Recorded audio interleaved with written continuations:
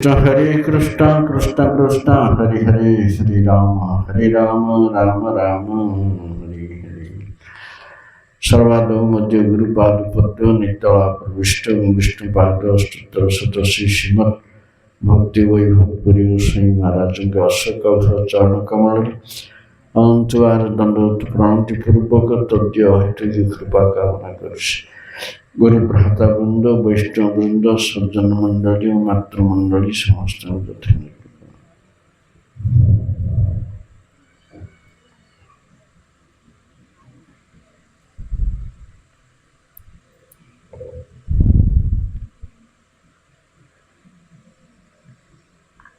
ब्रह्म परमात्मा एवं नारायणंकर संबंधरे विवृत्ति शुनिया परे महाराज निमि विशुद्ध कर्मयोग संबंधरे जानिया को वर्तमान चाहिए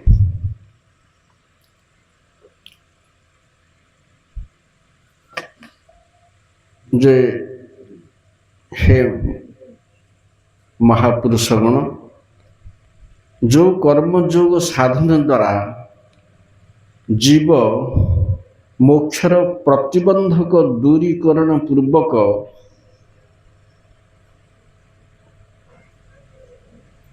नैष्कर्म्य कर्म प्रभाव को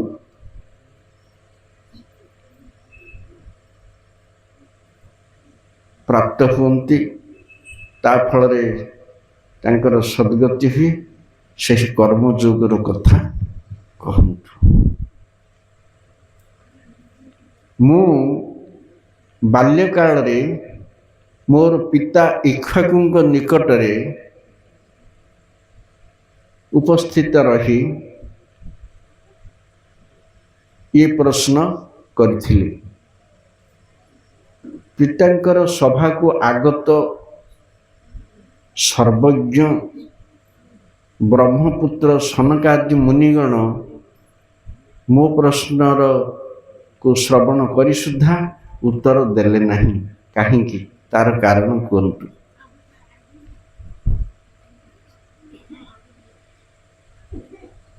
राजा ये प्रश्न पचारिया परे अभिहोत्र मुंडी कहले जे आपण सेतेबेले छोट थिले सेथिपई सेमाने उत्तर देले नहीं ए तत्व बुझिया पे आपण अक्षम हेतु सेमाने सर्वज्ञ हेले सुधा सनकादि मुनिगण आपण को ए विषय किछ कहले नहीं सेतेबेले आपण बालक थिले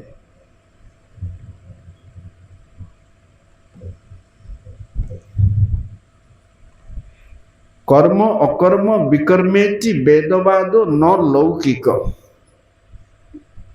अभिहोत्र कहते कर्म अकर्म विकर्म ये तीनोटी वेदवाद लौकिक नुह लोक मुखरे यार प्रामाणिकता प्राप्त हुए नहीं ये तीनोटी वेद सम्मत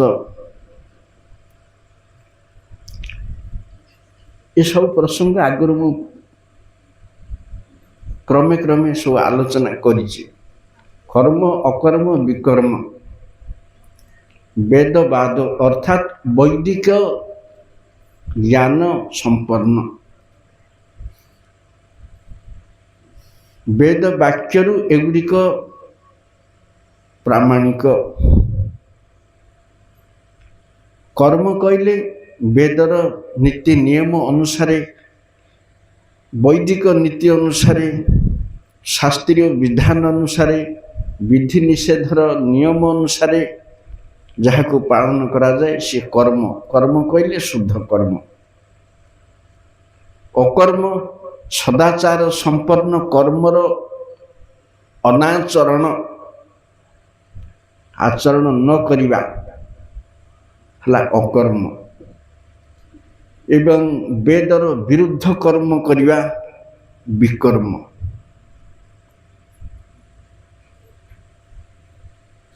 तेणु से कहते ये तीनटा वेदवाद लौकिक नुहे लोक मुखरे जना जाए नहीं କାହିଁକି ନା କୌଣସି ଜିନିଷର ପ୍ରାମାଣିକତା ପରିଜ୍ଞାତ ହେବା ପାଇଁ ଆମେମାନେ ଶାସ୍ତ୍ର ଉପରେ ନିର୍ଭର କରିବାକୁ ବାଧ୍ୟ।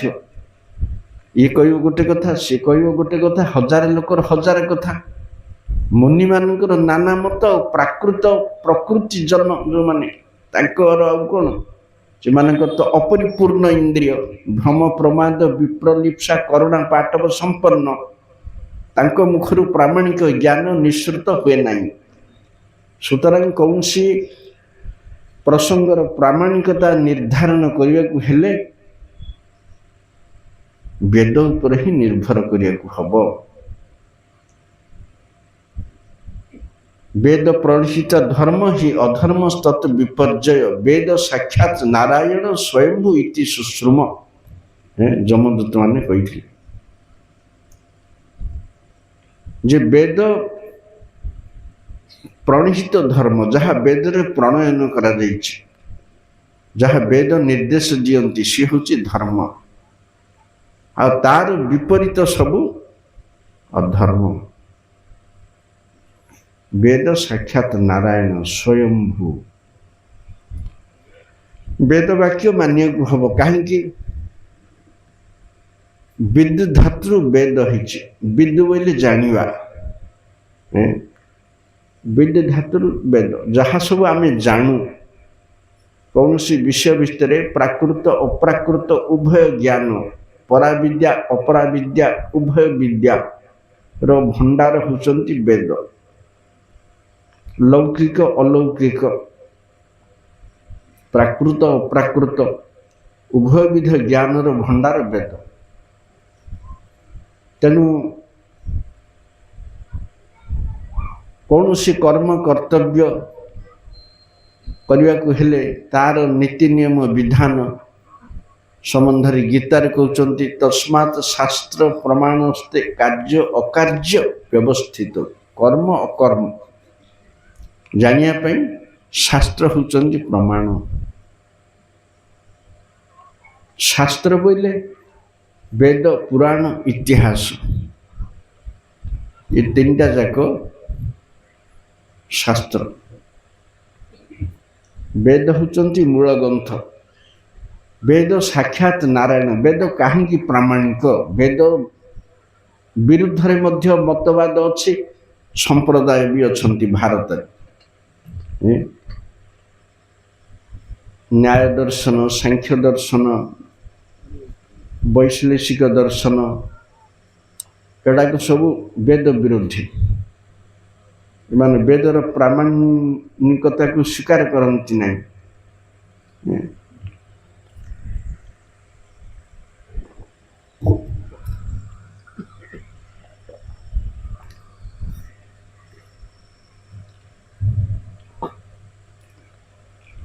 ଆଉ ବର୍ତ୍ତମାନ କଳିଯୁଗରେ ବି ଅନେକ ବେଦ ବିରୋଧୀ କଥା ଚାଲିଛି।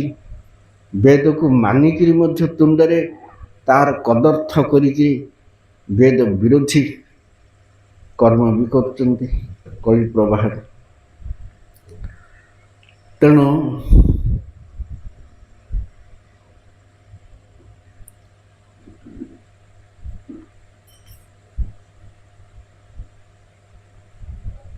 ବେଦ କାହିଁକି ପ୍ରାମାଣିକ? ବେଦ ସାକ୍ଷାତ ନାରାୟଣ, ଯମଦୂତ ମାନେ କହୁଛନ୍ତି ସ୍ୱୟଂଭୁ। ଯେହେତୁ କାରଣ ଦୋକସାଇ ବିଷ୍ଣୁଙ୍କର ନିଶ୍ୱାସ ନିର୍ଗତ ବେଦ, ପ୍ରଥମ ବିଷ୍ଣୁ ମହାବିଷ୍ଣୁଙ୍କର ନିଶ୍ୱାସରୁ ବେଦ ନିର୍ଗତ ଭଗବାନଙ୍କର। ବୃହଦାରଣ୍ୟକ ଉପନିଷଦରେ କୁହାଯାଇଛି, ଯଶ ନିଶ୍ୱାସିତାନି ସର୍ବବେଦାନି ଋକୁଶ୍ୟାମ ଅଥର୍ବ, ଯଜୁର୍ବେଦ, ଅଥର୍ବ, ପୁରାଣ, ଇତିହାସ, ନ୍ୟାୟ, ମୀମାଂସା ଆଦି ଚତୁର୍ଦଶ ବିଦ୍ୟା ତାଙ୍କର ନିଶ୍ୱାସର ସୃଷ୍ଟି। ଭାଗବତରେ 87 ଅଧ୍ୟାୟରେ 10ମ ସ୍କନ୍ଧରେ ବେଦ ସ୍ତୁତି। ବେଦ ମାନେ ଯେତେବେଳେ ଭଗବାନ ପ୍ରଳୟର ପରେ ଜାଗ୍ରତ ହେବେ, ସେତେବେଳେ ତାଙ୍କ ନିଶ୍ୱାସରୁ ବେଦ ସୃଷ୍ଟି ହୋଇ ତାଙ୍କର ସ୍ତବ କରି ନିଦ୍ରା ଭଙ୍ଗ କରନ୍ତି, ସେ ବେଦ ସ୍ତୁତି। वेद चारि भाग विभक्त ऋक श्याम यजुर अथर्व। भगवान ब्रह्मांकर हृदय प्रथमे शब्द ब्रह्म रूपक प्रणव जात हेले ओंकार, तापर ओंकार विस्तार लाभ कले गायत्री रे, ब्रह्म गायत्री विस्तार लाभ कले वेद रे।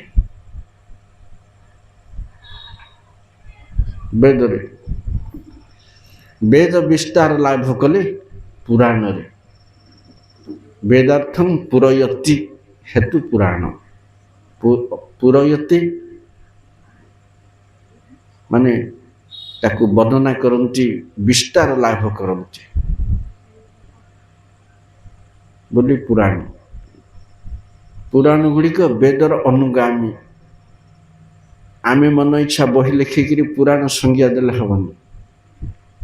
लक्ष्मी पुराण, कार्तिक पुराण, अमुक पुराण हे सब हबनी। पुराण व्यास रचित, जे वेद रचित पुराण रचना तार अधिकार अच्छे, अन्यर अधिकार नहीं। वेदार्थम पुरयति प्रकाशयति इति पुराण। वेद को पूर्णता ज्ञापन करती बोली पुराण। अस्पष्ट क्लिष्ट संक्षिप्त वेदार्थ को विस्तार लाभ करती, स्पष्टीकृत करती, तेणु पुराण।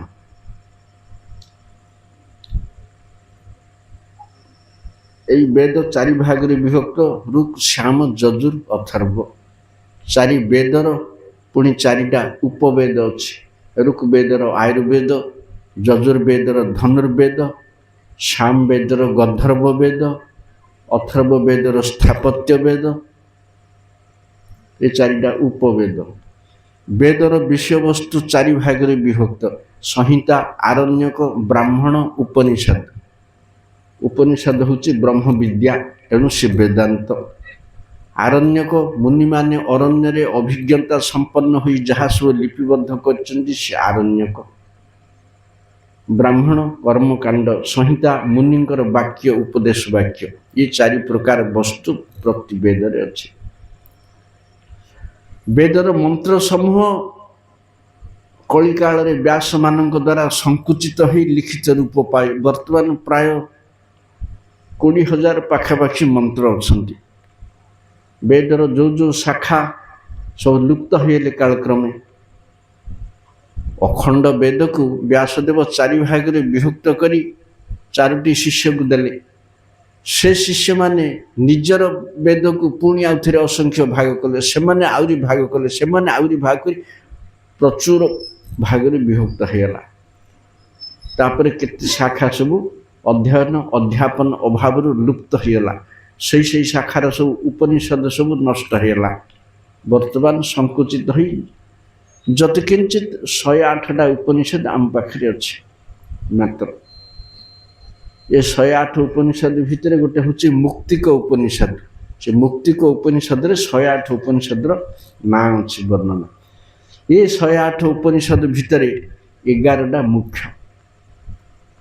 ईशावास्य, कठ, केन, मंडुक, मांडुक्य, तैत्तिरीय, ऐत्तिरीय, बृहदारण्यक, प्रश्न, छांदोग्य। ये 11टी ऊपर साधारणतः आचार्य माने टीका लिखती। शंकर, रामानुज, मध्व इत्यादि जेते मुख्यतः 11टी 108 भितर मुख्य। हेले यही शास्त्र गुड़िक होउचंती आमर प्रमाण स्वरूप। तेणु प्रति मुहूर्त आम शास्त्र वाक्य को मानिया हम। लौकिक वस्तु आलोचना करने हेले इतिहास खोजिया हम। वर्णाश्रम नीति नियम जानिया हेले स्मृति शास्त्र को जानिया हम। एतक व्यास रचित अर्थात भगवत कृत। मुनि माने स्मृति ग्रंथ लिखिं जहाँ धर्मशास्त्र कह जाए। मनुस्मृति यही 20टा स्मृति भितर मुख्य। से 20टा ऋषि वर्णाश्रम 4 वर्ण 4 आश्रम नीति नियम भूल हेले बा पाप हेले कि अकृति हेले तार प्रतिकार ପ୍ରାୟଶ୍ଚିତ ଏସବୁ ଲେଖିଛନ୍ତି। ବ୍ରାହ୍ମଣ ଅମୁକ କର୍ତ୍ତବ୍ୟ କରିବେ, ଅମୁକ ତାଙ୍କର ଯୋଗ୍ୟତା, ଅମୁକ ତାଙ୍କର ନିୟମ, ଅମୁକ ଯଦି କରନ୍ତି ପ୍ରତ୍ୟବାୟ ହେବ, ତାର ପ୍ରତିକାର ଅମୁକ କରିବେ। ସେହିପରି କ୍ଷତ୍ରିୟ, ବୈଶ୍ୟ, ଶୂଦ୍ର, ବ୍ରହ୍ମଚାରୀ, ବାନପ୍ରସ୍ଥ, ଗୃହସ୍ଥ, ସନ୍ନ୍ୟାସୀ, ଏ ଚାରି ବର୍ଣ୍ଣ, ଚାରି ଆଶ୍ରମ, କର୍ମ ଜଗତର ଇଏ ନିୟମ ସବୁ ଏ 20ଟା ସ୍ମୃତି ଶାସ୍ତ୍ରରେ ବର୍ଣ୍ଣନା ହେଉଛି। ବ୍ୟାସ ସ୍ମୃତି, ମନୁସ୍ମୃତି, ଯାଜ୍ଞବଲ୍କ୍ୟ ସ୍ମୃତି, ହାରିତ ସଂହିତା, ପରାଶର ସଂହିତା, ଏହିପରି 20ଟା ଋଷି ତାଙ୍କୁ ଲେଖିଛନ୍ତି। ଏଗୁଡ଼ାକ ସବୁ କର୍ମରାଜ୍ୟର ନିୟମ। ଜ୍ଞାନମାର୍ଗୀ, ଯାଜ୍ଞବଲ୍କ୍ୟ, ଜୈମିନୀ ଆଦି ମାନେ ସବୁ ଜ୍ଞାନମାର୍ଗୀୟ ଗ୍ରନ୍ଥ ଲେଖିଛନ୍ତି। ଯୋଗ ମାର୍ଗ ଉପରେ ପତଞ୍ଜଳି ଆଦି ଅନ୍ୟାନ୍ୟ ଯୋଗ ମାର୍ଗୀ ସେମାନେ ଲେଖିଛନ୍ତି। ଭକ୍ତି ଉପରେ ସାକ୍ଷାତ ଭଗବାନଙ୍କର ବାକ୍ୟ।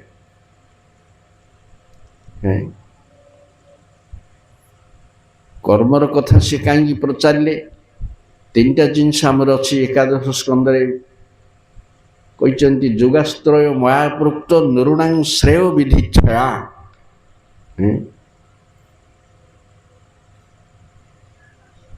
ମୁଁ ଜୀବଙ୍କର ମଙ୍ଗଳ ପାଇଁ 3ଟି ଉପାୟ କହିଛି, କର୍ମ, ଜ୍ଞାନ, ଭକ୍ତି। ଏ 3ଟି ଛଡ଼ା ଆଉ ଅନ୍ୟ କିଛି ଉପାୟ ନାହିଁ, ମାର୍ଗ ନାହିଁ, ଶାସ୍ତ୍ର ନାହିଁ, ଜ୍ଞାନ ନାହିଁ, ବିଦ୍ୟା ନାହିଁ, ସାଧନ ନାହିଁ, ଆଉ କିଛି ନାହିଁ। ଏ 3ଟା ଭିତରେ ସବୁ ଅଛି। ଭକ୍ତି ବ୍ୟତିରେକେ କର୍ମ ଜ୍ଞାନ ଭଗବାନ ସୃଷ୍ଟି କଲେ ମଧ୍ୟ କର୍ମ ଜ୍ଞାନର ନିତ୍ୟତା ନାହିଁ, ପ୍ରାମାଣିକତା ନାହିଁ। ଭକ୍ତି ହିଁ ନିତ୍ୟ। କିନ୍ତୁ ଆଉ 2ଟି ଉପାୟ କାହିଁକି ମୁଁ କରିଛି?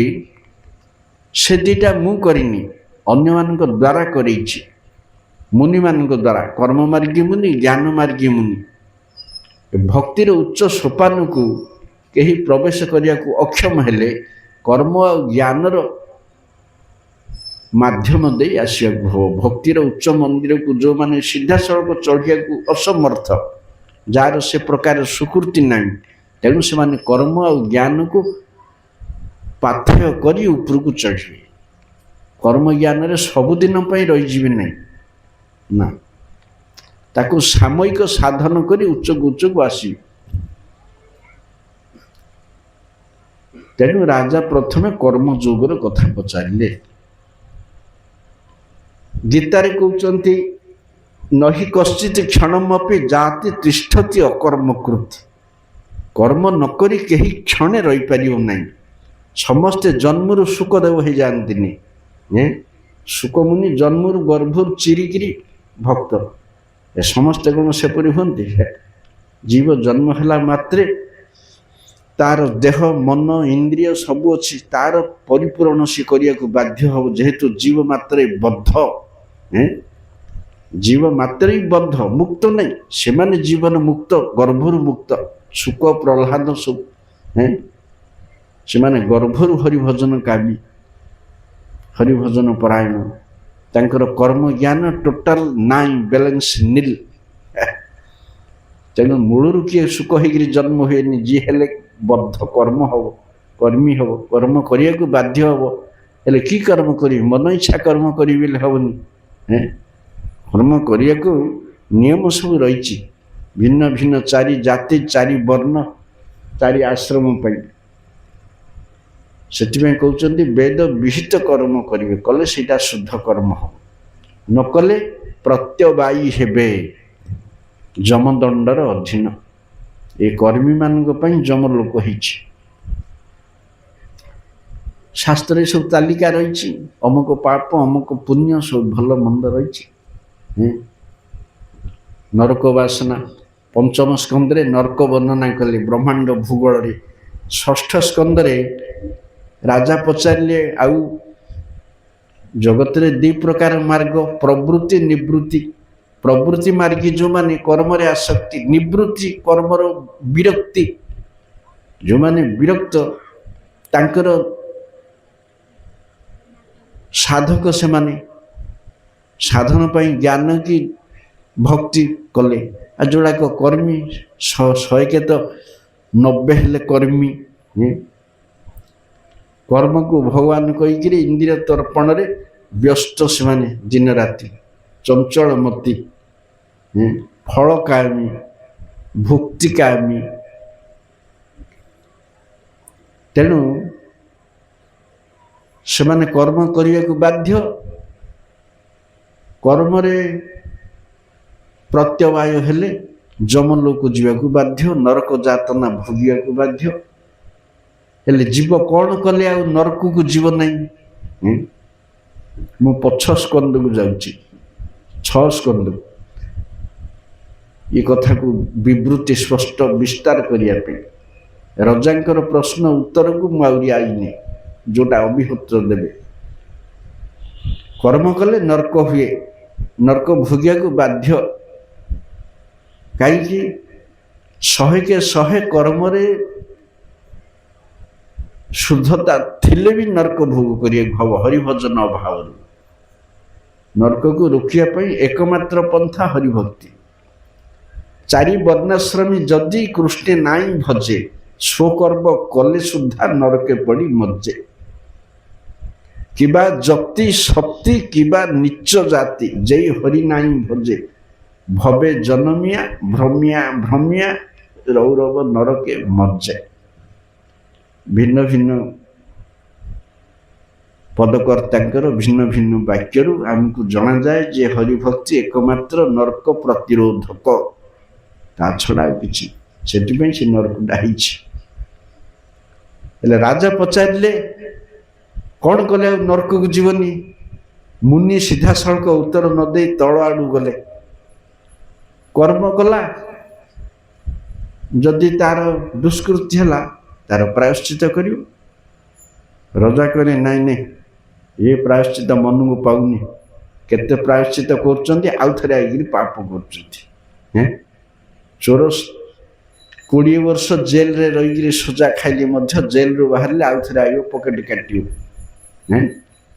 ନା ଶାଳଗ୍ରାମ ପୂଜା କରିବ। ଏଇଆ ସେଇ ଚୋରି କରିବ, କୁକୁର ଲାଙ୍ଗୁଡ଼ ବଙ୍କା। ସେମିତି ଯେଉଁମାନେ ପାପ କରନ୍ତି ସେମାନେ ତାର ପ୍ରାୟଶ୍ଚିତ କରନ୍ତି। ଯଦି କରନ୍ତି ମୁଁ ଅମୁକ କଲି ସମୁକ କରିବି, କଲେ ମଧ୍ୟ ଆଉ ଥରେ ସେଇ ପାପ କରନ୍ତି। ସରିଗଲା ପରେ ଖ୍ରୀଷ୍ଟିଆନ ଗୁଡ଼ାକ ଯିବ ରବିବାର ଚର୍ଚ୍ଚକୁ, ସପ୍ତାହକର ପାପ ଛାଡ଼ିବେ, ଆଉ ଥରେ ସୋମବାରଠୁ ନୂଆ ପାପ କରିବେ, ନୂଆ ପାପ କରିବେ, ଆଉ ଥରେ ରବିବାର ଛାଡ଼ିବେ।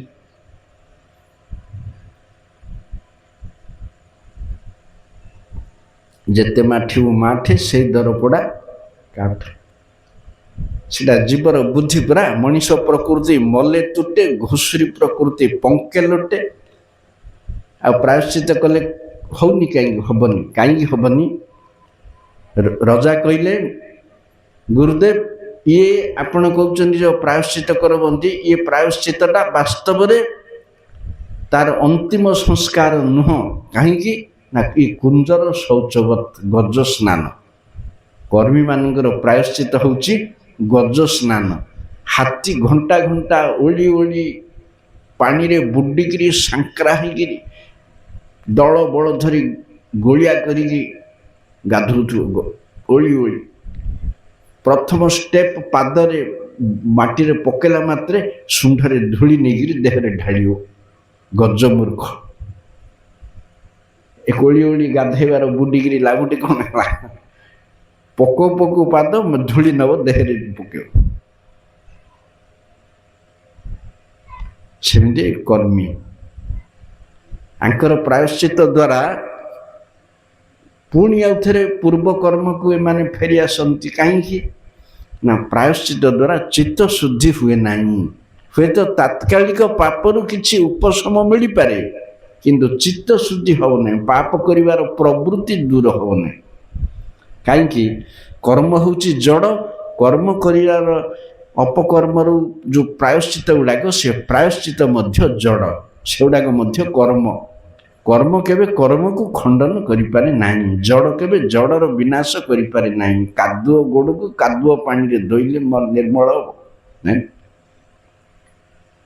ହେଲେ ପ୍ରାୟଶ୍ଚିତ ଗୁଡ଼ାକ ମନୁ ଆଦି ଋଷିମାନେ ଏଇ ଯେଉଁ 20ଟା ଧର୍ମଶାସ୍ତ୍ରରେ ଲେଖିଛନ୍ତି କର୍ମର ପ୍ରାୟଶ୍ଚିତ। ବ୍ରାହ୍ମଣ ଅମକ କଲା, ଏ ସମ କରେ, କ୍ଷତ୍ରିୟ ଅମକ କଲା, ଏ କରେ, ଅମକ କରେ, ଅମକ କରେ, ସେତିକି ହେଇଗଲା। କିନ୍ତୁ ତା ଦ୍ୱାରା ଚିତ୍ତ ଶୁଦ୍ଧି ହେବ ନାହିଁ। କର୍ମକୁ କର୍ମ କେବେ ନାଶ କରିପାରିବ ନାହିଁ। ସବୁଠାରୁ ବଡ଼ ପ୍ରାୟଶ୍ଚିତ ହେଉଛି ଚାନ୍ଦ୍ରାୟଣ ବ୍ରତ। ଚାନ୍ଦ୍ରାୟଣ ବ୍ରତ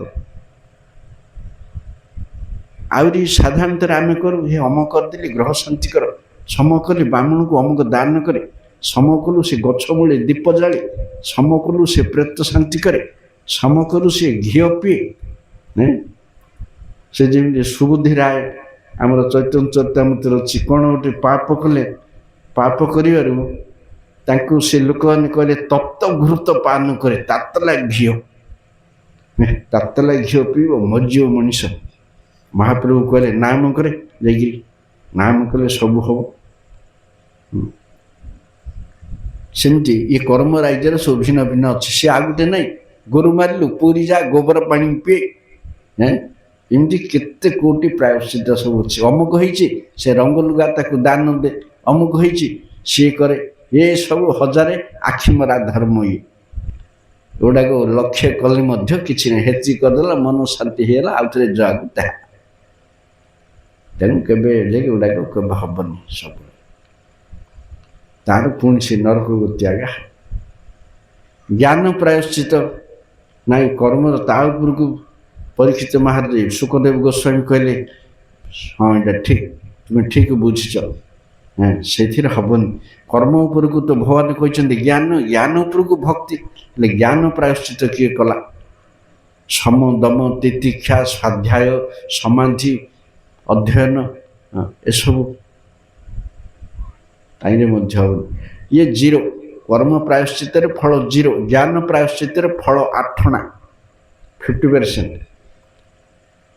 ବେଣୁ ଗୁଳ୍ମ ଇବ ଅନଳ, ସେ କୁଞ୍ଜର ଶୌଚବତ ଗଜ ସ୍ନାନ, ଏଇଟା ବାଉଁଶ ବଣରେ ନିଆଁ, ଜ୍ଞାନର ପ୍ରାୟଶ୍ଚିତ। ଖରାଦିନେ ବାଉଁଶ ବଣରେ ନିଆଁ ଲାଗିଲେ, ଏବେ ଖରାଦିନ ବାଉଁଶ ଗୁଡ଼ାକରେ ଜଳୀୟ ବାଷ୍ପ କିଛି ନାହିଁ, ସେ ଶୁଷ୍କ ଗଛ ଲାଗିକିରି ଘଷି ହେଇକିରି ଜୋରରେ ପବନରେ ଏକବାରେ ନିଆଁ, ପବନରେ ନିଆଁ ବ୍ୟାପିକିରି ମୁହୂର୍ତ୍ତରେ ପାଉଁଶ ତୁଳା ଗଦା ବାଉଁଶ ହେଲା ପରି ବାଉଁଶ ଗୁଡ଼ାକ ପାଉଁଶ। ଆଉ ଥରେ ଯେତେବେଳେ ମୌସୁମୀ ଆସିବ ପାଣି ପଡ଼ିବ, ଆଉ ଥରେ ଗଜା ବାହାରିବ, ଆଉ ଥରେ ତାର ସବୁ ଗଜା ବାହାରିବ, ପୁଣି ଆଉ ଥରେ ବଣ ଯେପରି ସେପରି। ହେଲେ ଅଗ୍ନି କ'ଣ କଲା ନା ଭୂମିର ଉପର ଅଂଶ ପୋଡ଼ିଲା 90%, ତଳର 10% ମୂଳ ପୋଡ଼ି ପାରିଲା ନାହିଁ। ସେମିତି ଜ୍ଞାନ ପ୍ରାୟଶ୍ଚିତ ଏ ଜନ୍ମର ଆଗକୁ ଯେଉଁ ପାପ ଆସୁଛି ତାକୁ ନଷ୍ଟ କରିବ, ପଛକୁ ଯୋଉଟା ଅଛି ତାକୁ ପାରିବନି ଜ୍ଞାନ।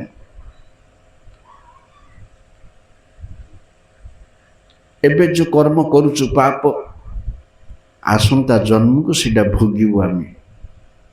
ଯେଉଁଟା ଭୋଗୁଛୁ ପୂର୍ବ ଜନ୍ମର ଯାହା ଅଛି। ତେଣୁ ପୂର୍ବ ଜନ୍ମର ଯୋଉଟାକ ତାକୁ କୁହାଯାଏ ପ୍ରାରବ୍ଧ, ଯୋଉଟାକ ହବ ସେଗୁଡ଼ାକ ଅପ୍ରାରବ୍ଧ। ଅପ୍ରାରବ୍ଧକୁ ଜ୍ଞାନ ପ୍ରାୟଶ୍ଚିତ ନଷ୍ଟ କରିବ, ପ୍ରାରବ୍ଧକୁ ପାରିବନି, ଶକ୍ତି ନାହିଁ ଜ୍ଞାନର। ସେଥିପାଇଁ ବାଉଁଶ ବଣରେ ନିଆଁ, ନିଆଁଟା ଭୂମି ଉପର ଅଂଶକୁ ପୋଡ଼ିଲା, ତଳକୁ ପୋଡ଼ି ପାରିଲାନି। ତେଣୁ ଜ୍ଞାନ ପ୍ରାୟଶ୍ଚିତର ଏ ପ୍ରକାର ଅକର୍ମଣ୍ୟତା 50% ରିଲାକ୍ସେସନ୍, କିନ୍ତୁ ତାଠୁ ଅଧିକ ହେଉଛି ଭକ୍ତିର ପ୍ରାୟଶ୍ଚିତ।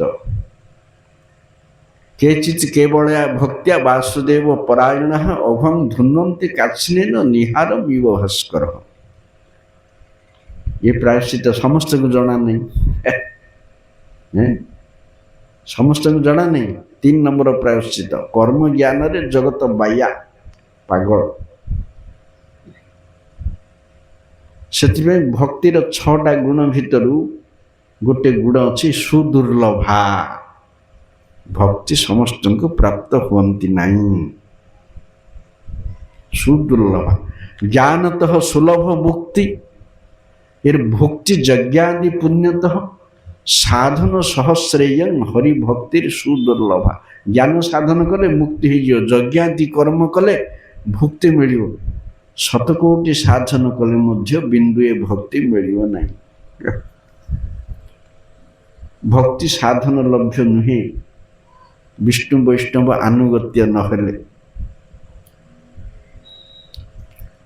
भक्तिस्तु भगवत भक्त संगेन परिजायते सत्संग प्राप्त पुंभि सुकृत पूर्व संचित ही से साधु संग ही भक्ति मिले। तेणु कहले सुखदेव गोस्वामी केचित कही कही समस्ते नहीं कही कही वासुदेव परायण व्यक्ति भक्ति जाजन माध्यम अघं धुन्वंती ये पाप को नष्ट करती निहारम युव भास्कर से गज स्नान ये बाउंश बण रे निया ये सूर्य किरण रे हिम कुहुड़ी सूर्य उदय हेले जपरी कुहुड़ी समूले नाश जाए आ सूर्य उपस्थिति रे कुहुड़ी पुनरुत्थान संभावना नाही। सेहीपरि भक्ति देवी जागृत हेले कौन सी पाप आगे छिटी पार ना सब ध्वंस प्रारब्ध अपरारब्ध जिते जहाँ सब आगत अनागत विगत सब तार क्षमता अच्छी। क्लेशग्नि भक्तिर प्रथम डेफिनेशन होची क्लेशग्नि सब प्रकार दुख दुर्विपाक दूर करिवारे भक्ति सिद्ध हस्ता। राजा कर्मयोग पचार कर्मयोग कि प्रकार कर्मयोग भक्तिर मुक्तिर प्रतिबंधक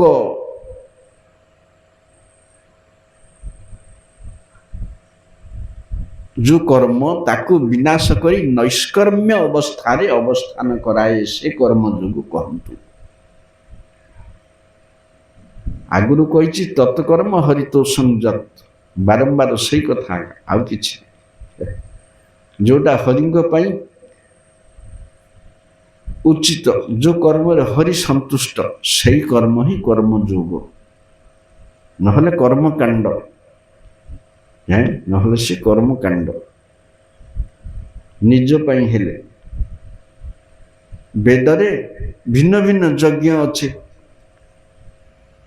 इंद्र यज्ञ से चंद्र लोक गले अमुक यज्ञ कर अग्नि लोक जीव अमुक यज्ञ कर ताकू देवता ठू अमुक पाइक हेले अमुक यज्ञ कर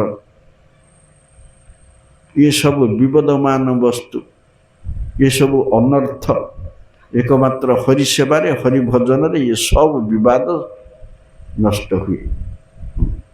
वाद विवाद जते हरि भजन रे शांति स्थिरता लाभ करे से विभिन्न देवदेवी पूजा को गीतार निषिद्ध कराई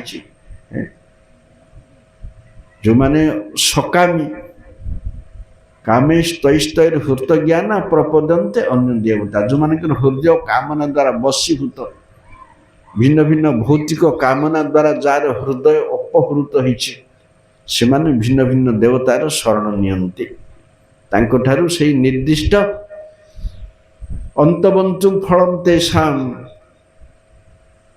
जो फल जाक नाशशील सेटा प्राप्त करती तथापि से फलटा मो द्वारा ही दिया होने किए दौनी मया ही दिहिताम हिताम तेणु जजंती अविधि पूर्वक मोर आगे पूजाटा होता परोक्ष पूजा किंतु अविधि पूर्वक पूजा तेणु से प्रकार कर्म लाभ कौन कर्म क्षय हो गले निंद लोक जीव जा तापर से कौन सब बयोगी से तो सब ना इंद्र लोक कि चंद्र लोक कि कुआडे गले से पुण्य सर पुण्य जड़ पुण्य जड़ जड़र अंत अच्छी विनाश अच्छी विशाल स्वर्ग लोक भुक्त क्षीणे पुण्य मर्त्य लोका विशंति विशाल स्वर्ग लोक को भोग करी 28 कोटी वर्ष पर दुर्गिना उतरे आसी पड़ती नंदनवन विहार करी 60 कोटी अप्सरा संग करी सोमरस पान करी अमृत सेवन करी मजा मजलिस करी धनी पिला धनाढ़ परिस्थिति रे जीवन यापन कला भाया देवलोक भोग विलासर प्राचुर्य किंतु जेबेले सरियो ना महुखिया सबले ना चामचाटा खसीजी उतर ये देवता भोग विलास भितर मत रही जानी ना जे मोर अंत काल रे दुखर पहाड़ आउथरे लदा हो ଦୁଃଖ ପର୍ବତ ଆଉ ଥରେ ମୁଣ୍ଡରେ ଲଦା ହବ ବୋଲି ଜାଣିନାହିଁ। ହରିଙ୍କି ନ ବଚିଲେ କିଏ ରକ୍ଷା କରିବ? ସରିଯିବ ସିଏ ମହୁଖିଆ। ସରିଲା ପରେ ଆଉ ଥରେ ମର୍ତ୍ତ୍ୟ ଲୋକା ବିଶନ୍ତେ ଇଚ୍ଛା ବିରୁଦ୍ଧରେ ଆଉ ଥରେ ଏ କର୍ମ ଭୂମିକି ଆସିକିରି ଖଟିବାକୁ ହବ। ଖଟିଲେ ଖାଇବ। ଏ କର୍ମଭୂମି।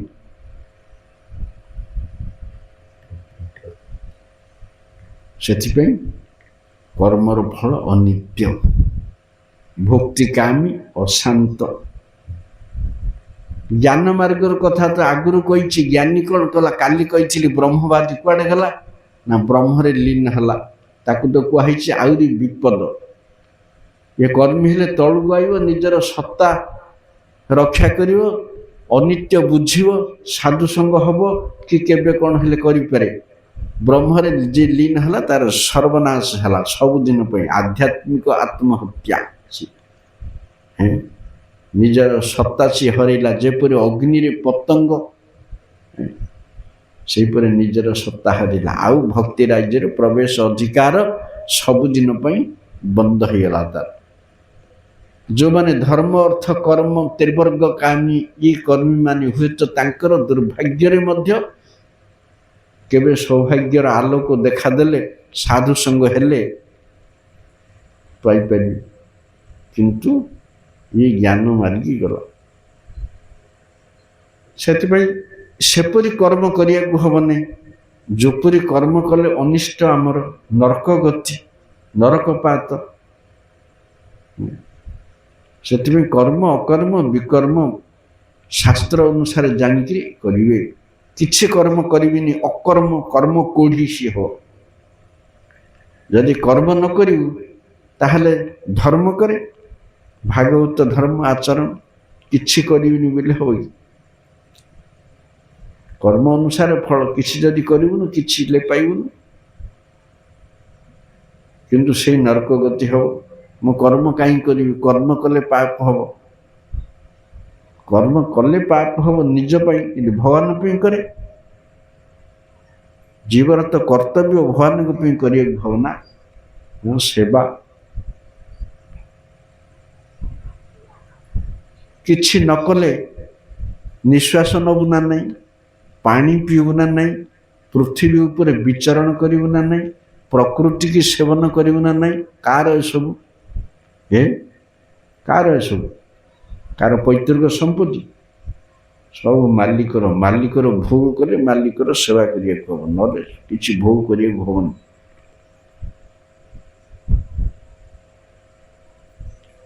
ସେଥିପାଇଁ କେଡ଼େ ବଡ଼ ନାସ୍ତିକ ବିଧର୍ମୀ ପାଷଣ୍ଡୀ ହରି ବିମୁଖ ହଉ, ସେ ହରିଙ୍କଠୁ ତ୍ୟଜ୍ୟ ହେଇକିରି କୋଉଠି ରହିପାରିବନି।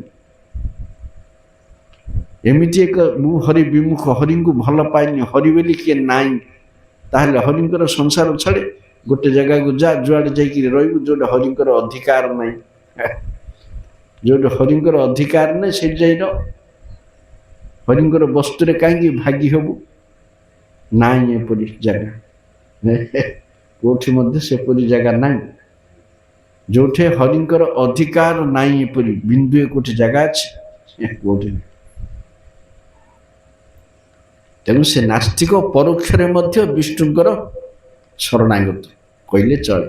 ସେଥିପାଇଁ କୁହାଯାଇଛି ପୁରା ଯଜନ୍ତି ଅବିଧି ପୂର୍ବକମ୍। ଅବିଧି ପୂର୍ବକ ସେମାନେ ପୂଜା କରନ୍ତି। ସେଇଟା ଇନଡାଇରେକ୍ଟଲି ମୋର ଆକା, ମୋର ଦାନ ନେଉଛି, ମୋତେ ଖାଉଛି, କିନ୍ତୁ ମୋତେ ଭଲ ପାଉନି। ରାଜା ପଚାରୁଛନ୍ତି ସେପରି କର୍ମର କଥା କୁହନ୍ତୁ। ଆଚ୍ଛା, ବ୍ୟକ୍ତି ତାହେଲେ କ'ଣ କରିବାକୁ ହବ? ନୈଷ୍କର୍ମ୍ୟ ପ୍ରତିପାଦନ କରିବାକୁ ହବ। ପ୍ରଥମ ସ୍କନ୍ଧରେ ନାରଦ ମୁନି କହିଛନ୍ତି ବ୍ୟାସଦେବଙ୍କୁ, ଯେଉଁମାନେ ଜ୍ଞାନ ମାର୍ଗୀ ନୈଷ୍କର୍ମ୍ୟ ସାଧନ କରନ୍ତି, ଯଦି ହରିସେବାର ଅନୁକୂଳ ନ ହୁଏ ସେ ଶୋଭନୀୟ ନୁହେଁ। ସେ ଶୋଭନୀୟ ନୁହେଁ। କର୍ମୀର କର୍ମ, ଜ୍ଞାନୀର ଜ୍ଞାନ, ଯୋଗୀର ଯୋଗ, ନାସ୍ତିକର ପାପ କହିଲି ପରା, ସବୁ ଯାକ ନେଗେଟିଭ ପଜିଟିଭ ଯାହା ବିଷ୍ଣୁଙ୍କର କୃପାରେ ହିଁ ହବ। ଆପେ ଆପେ କିଛି କାହାକୁ ଫଳ ଦେବନି ଜଗତରେ। ମନ୍ଦ କର୍ମର ହଉ କି ଭଲ କର୍ମର ହଉ, ସବୁଯାକ ଭଗବତ କୃପାରେ ଆକା ହେବ, ଭଗବାନଙ୍କର କ୍ରିୟା ଦ୍ୱାରା ହିଁ ହେବ, ନହେଲେ ସେଗୁଡ଼ାକ ଫଳ ଦେବନି କେବେ। ମଦୁଆଟା ବାଟରେ ଗଲାବେଳକୁ ବଦ ଭାଟିରେ ଯାଇକିରି ପଶିଲା। ସେଇଟା ଭିତରେ ପରମାତ୍ମାଙ୍କର ଇଚ୍ଛା ନହେଲେ ସେ ମଦ ଭାଟି ଭିତରେ କେବେ ପଶି ପାରିବନି। ମନ୍ଦିରଟେ ଏପଟେ ଅଛି, ଏପଟେ ମଦ ଭାଟିଟେ ଅଛି, ସେ ମନ୍ଦିରରେ ପଶିବନି, ମଦ ଭାଟିରେ ପଶିବ। ଏଟା ଭଗବତ ଇଚ୍ଛାରେ ଆକା। ତାର ଖରାପ କାମଟା କ୍ରିୟାଶୀଳ ହେବ ଆଙ୍କର ଶକ୍ତିରେ ଆକା, ଯେହେତୁ ତାକୁ ସେଇଟା ପ୍ରାପ୍ତି ଅଛି, ସେ ସେଇଟାକୁ କାର୍ଯ୍ୟକାରୀ କରିବେ। ସେ ଅଟୋମେଟିକ୍ ଜୀବ ନିଃଶକ୍ତିକ, ଜୀବ ହଉ, ଶକ୍ତି ହଉ, ପ୍ରକୃତି ହଉ, ଯାହା ହଉ, ଜଡ଼ ହଉ, ଚେତନ ହଉ, ସ୍ଥାବର ହଉ, ଜଙ୍ଗମ ହଉ, ସଚେତନ ଅଚେତନ, ସବୁ ତାଙ୍କର କ୍ରିୟା ଦ୍ୱାରା ହିଁ କ୍ରିୟାଶୀଳ ହୁଅନ୍ତି। ସେ କୁହାଯାଇଛି ପୁରା ଗୋଟେ ଘାସଟେ ମଧ୍ୟ ହଲି ପାରିବନି ତାଙ୍କ ଇଚ୍ଛା ନହେଲେ। ଏମିତି କୋଉଟା ହଉନି ସେ ଜାଣିନାହାନ୍ତି ହେଇଗଲା, ସେ ଜାଣିନାହାନ୍ତି ହେଇଗଲା ବୁଝିଲେ ହବ କେବେ ହେଲେ। ଯେମିତି ସେ ଲକ୍ଷ୍ମୀ ପୁରାଣରେ, ମୁଁ ଦେଖିପାରିଲିନି ସିରିଆ ଚଣ୍ଡାଳି ଉଠିକୁ ପଳେଇଲ, ବଡ଼ ଭାଇ ଦେଖିଦେଲେ ବୋଲି ଗାଳି କଲେ, ମୁଁ ଦେଖିପାରିଲିନି, ଜାଣିପାରିଲିନି, ମୁଁ ଜାଣିଥିଲେ ଘୋଡ଼େଇ ଦେଇଥାନ୍ତି। ଭଗବାନ ନ ଜାଣିକିରି କଥାଟେ ଘଟୁଛି, କହିଲେ ପରା ଏଗୁଡ଼ା ସବୁ ଲୌକିକ ବୁଦ୍ଧିରେ ସବୁ ବର୍ଣ୍ଣନା ହେଇଛି, ସବୁ ଲୌକିକ ବୁଦ୍ଧି। ମୁଁ ଜାଣିଥିଲେ କ୍ଷମା କରିଦେଇଥାନ୍ତି, ବଡ଼ ଭାଇ ଜାଣିଲେ ବୋଲି ରାଗିଗଲି। ମୁଁ ନ ଜାଣିକିରି ବଡ଼ ଭାଇ ଜାଣିବ? ତାହେଲେ ବ୍ରହ୍ମମୋହନ ଲୀଳା, ଅର୍ଜୁନଙ୍କର ସୁଭଦ୍ରା ହରଣ ଲୀଳାରେ ବଳରାମ କାହିଁକି ପାଗଳ ହେଇଗଲେ? ଇଏ ଗାଈ ଗୁଡ଼ାକ କ୍ଷୀର ଦଉଛି, ନୂଆ ବାଛୁରୀକି ଛାଡ଼ିକିରି ପୁରୁଣା ବାଛୁରୀକି କ୍ଷୀର ଦଉଛି, ଏଇଟା କୋଉଠି ଅଛି? ଗାଈ ନୂଆ ବାଛୁରୀ ଜନ୍ମ କଲେ ପୁରୁଣା ବାଛୁରୀ ମରିଗଲେ ହେଲେ ତାକୁ ଆଉ କ୍ଷୀର ଦେବନି। ସେଇଟା ତାଙ୍କୁ ଆଶ୍ଚର୍ଯ୍ୟ ହେଲା। ଗୌଡ଼ ଗୁଡ଼ାକ ବାଡ଼ିଆକୁ ଆସିଲେ ଶାନ୍ତ ହେଇଗଲେ, ସେ ପୁରୁଣା ତାଙ୍କର ପୁଅମାନଙ୍କୁ ଦେଖିକିରି। ଏ ମାୟା ମାନୁଷୀ ନା ଦୈବୀ ନା ପୈଶାଚୀ ନା ଆସୁରୀ, ଏ ପ୍ରକାର ମାୟା ମୁଁ କେବେ ଦେଖିନି, ଜାଣିନି। ଏସବୁ ମାୟା ମୋତେ ଅଭିଭୂତ କରିପାରିବନି ମୋର ପ୍ରଭୁର ମାୟା ନହେଲେ। ତେଣୁ ତାକୁ ପଚାରିବୁ ବ୍ରହ୍ମମୋହନ ଲୀଳା ଜାଣିଲେ। ବର୍ଷେ କାଳ ଯେ ବ୍ରହ୍ମା ଚୋରି କରିଛନ୍ତି ତାଙ୍କୁ ଜଣାନି। ଏଗୁଡ଼ାକ ସବୁ କୃଷ୍ଣ ହିଁ କୃଷ୍ଣଙ୍କ ସହିତ ଲୀଳା କରୁଛନ୍ତି। କିଏ ହେଲେ ବ୍ରଜବାସୀଙ୍କର ପିଲା ନୁହଁ, ସେ ପର୍ଯ୍ୟନ୍ତ ଜାଣିନାହାନ୍ତି। ଅର୍ଜୁନ ତ୍ରିଦଣ୍ଡୀ ସନ୍ନ୍ୟାସୀ ହେଇକିରି ଘରେ ପଶିକିରି ଖାଇଲାଣି, ସେ ପର୍ଯ୍ୟନ୍ତ ଶଙ୍କର୍ଷଣ ଜାଣିନାହାନ୍ତି ଇଏ ଅର୍ଜୁନ ବୋଲି। ଆଉ ସିଏ କୁଆଡ଼େ ଜାଣିଦେଲେ, ମୁଁ ଜାଣିପାରିଲିନି। ବିରୁଦ୍ଧ ତତ୍ତ୍ୱ ବିରୁଦ୍ଧ ନାସ୍ତିକ ବ୍ୟକ୍ତିର ଏସବୁ ଉଲ୍ଲେଖ। ଏମିତି ଜିନିଷଟେ ନାହିଁ ସେ ଜାଣିପାରିବେନି, ହେଇଯିବ ଜଗତରେ। ସେମିତି ହେଲେ ଦୁର୍ବଳ।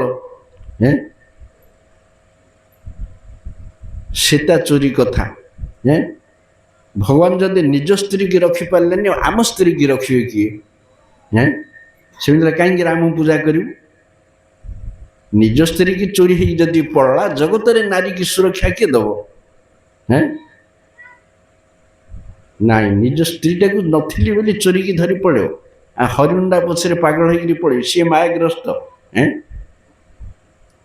ଏ ବିଷୟରେ ବେଦାନ୍ତ କହୁଛନ୍ତି, ଯଥା ଉର୍ଣ୍ଣ ନାଭି, ବୁଢ଼ିଆଣୀ ଜାଲଟା ପକଉଛି କାହା ପାଇଁ? ବୁଢ଼ିଆଣୀ ନିଜ ଜାଲରେ ନିଜେ ପଡ଼ିଯିବ। ବୁଢ଼ିଆଣୀ ହଉଛି ବ୍ରହ୍ମ, ଜାଲ ହଉଛି ମାୟା, କୀଟ ହଉଛି ଜୀବ। ମୋ ମାୟା ଦୁରତ୍ୟା, ତାଙ୍କଠି ଶରଣାଗତ ହେଲେ ଜୀବ ମାୟାରେ ଉଦ୍ଧାର ହେଇଯିବ, ଭଗବାନ ମାୟାରେ ପଡ଼ିଯିବେ, ହରିଣ ପଛରେ ପଳେଇବେ।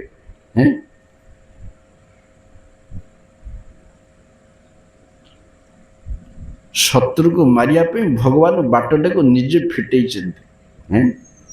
ସିଏ ବର ଦେଇଦେଲା, ଇଏ ଜାଣିଲେନି ପଳେଇବେ। ସବୁ ଯାକ ତାଙ୍କ ଇଚ୍ଛାରେ ହେଇଛି। ତାଙ୍କ ଇଚ୍ଛାରେ ମନ୍ଥରାର ମତିଭ୍ରମ, ତାଙ୍କ ଇଚ୍ଛାରେ କୈକେୟୀର ମତିଭ୍ରମ, ତାଙ୍କ ଇଚ୍ଛାରେ ଅର୍ଜୁନର ମତିଭ୍ରମ, ତାଙ୍କ ଇଚ୍ଛାରେ ପରୀକ୍ଷିତଙ୍କର ମତିଭ୍ରମ।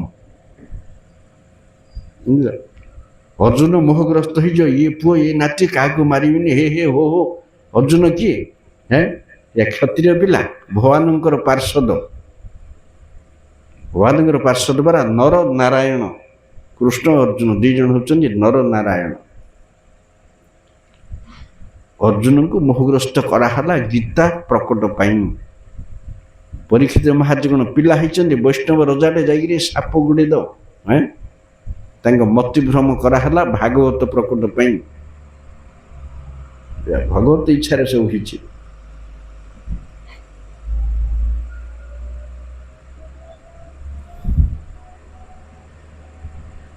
तेणु बेले बेले एपरी भगवान को करिया को पड़े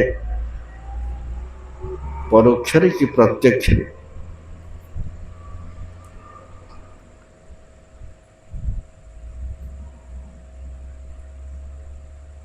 तेणु राजा से प्रकार कर्मयोग कथा कहते जो प्रकार कर्मयोग्यटा तत्कर्म हरित संजत सा कर्म जा विमुक्त कही ए सा विद्या जा विमुक्त जमी कर्म मध्य से भाया सत्कर्म होगा हम जमी देवहूति पचारे कर्म जदि धर्ममूलक न हुए धर्म जदि वैराग्य न दिए वैराग्य जदि भगवत पाद पद्म न दिए से लोक बंचिले केते मरले केते निज पाई जो कर्म कराहब से केबे वैराग्य दबनी ना निआरे सेठबे कहि इंद्रिय केबे हेले तुष्ट हबनी अग्नि रे जेते घृत देले मध्य अग्नि प्रज्वलित हब सिना अग्नि शांत हबनी से इंद्रिय को जेते भोगर इंधन जोगेब इंद्रियर लालसा से वृद्धि पाइब इंद्रिय के शांत हबनी प्रश्न ना कर्म जदिव जड़ वस्तु तथापि अनादि तथापि अनादि जड़ वस्तु के अनादि हबनी किंतु कहीं अनादि ना जे पर्यंत हरिभजन है नहीं कर्म क्षय हब ना से पिलाटा को कहले हरिभजन करे हाँ करी आउ जन कहले चंचल कला आउ जन कहले देखा ता कर्म क्षय नहीं से देखुचे आ जोड़ाक विधर्मी जोड़ाक विष्णु वैष्णव अपराध प्रबल संचित होगी अच्छे हृदय पूर्व जन्म तेणु गुड़ाक भक्ति मार्ग देखिले चिहिंकी उठुंट चिलुंट प्रबल विष्णु वैष्णव अपराध हेले भक्ति उन्मुखी करईदब ना काली की भोजा परदिन को भोजा इच्छा होनी जान गुड़ाक अपराध प्रबल संचित होगी अच्छे से क्षय होनी कर्म बोले एवं आगे से भक्त हो जाता घरे पांचटा लोक अच्छे कौन समस्ते भक्त हो भिन्न भिन्न कर्म फल धरिकी भक्तिटा कौन रक्त संपर्क हम है भक्तिटा रक्त संपर्क हेनी जी जार कर्म फल धरिकी जमी हिरण्यकशिपु वर्णना करुच्ची वसुदेव वर्णना कर कौन नदी बन्यारे काठी कुटा चारिआडू आसिक मिसिकी गोटे गोष्ठी हो जाती पुणी आउ थे गोटे स्रोतर अलग हो जाती से 10 आड़ू 10 जन गोटे परिवार भितर आउ थे मल्ले 10 आड़े पड़े धीरस्तत्र न मुह्यति विज्ञ व्यक्ति यह जानी मुह्यमान हवा हबनी आत्मीय स्वजन सहित किए कार नहीं काल आइले जदि रही पारंता ताहले तुमर हुंता काल तो नहीं जीवा तुमर हला कुआडू ता पछरे गोड़े पापी इटा मोर मोर बोली कुकुर लांज धरी समुद्र पार हो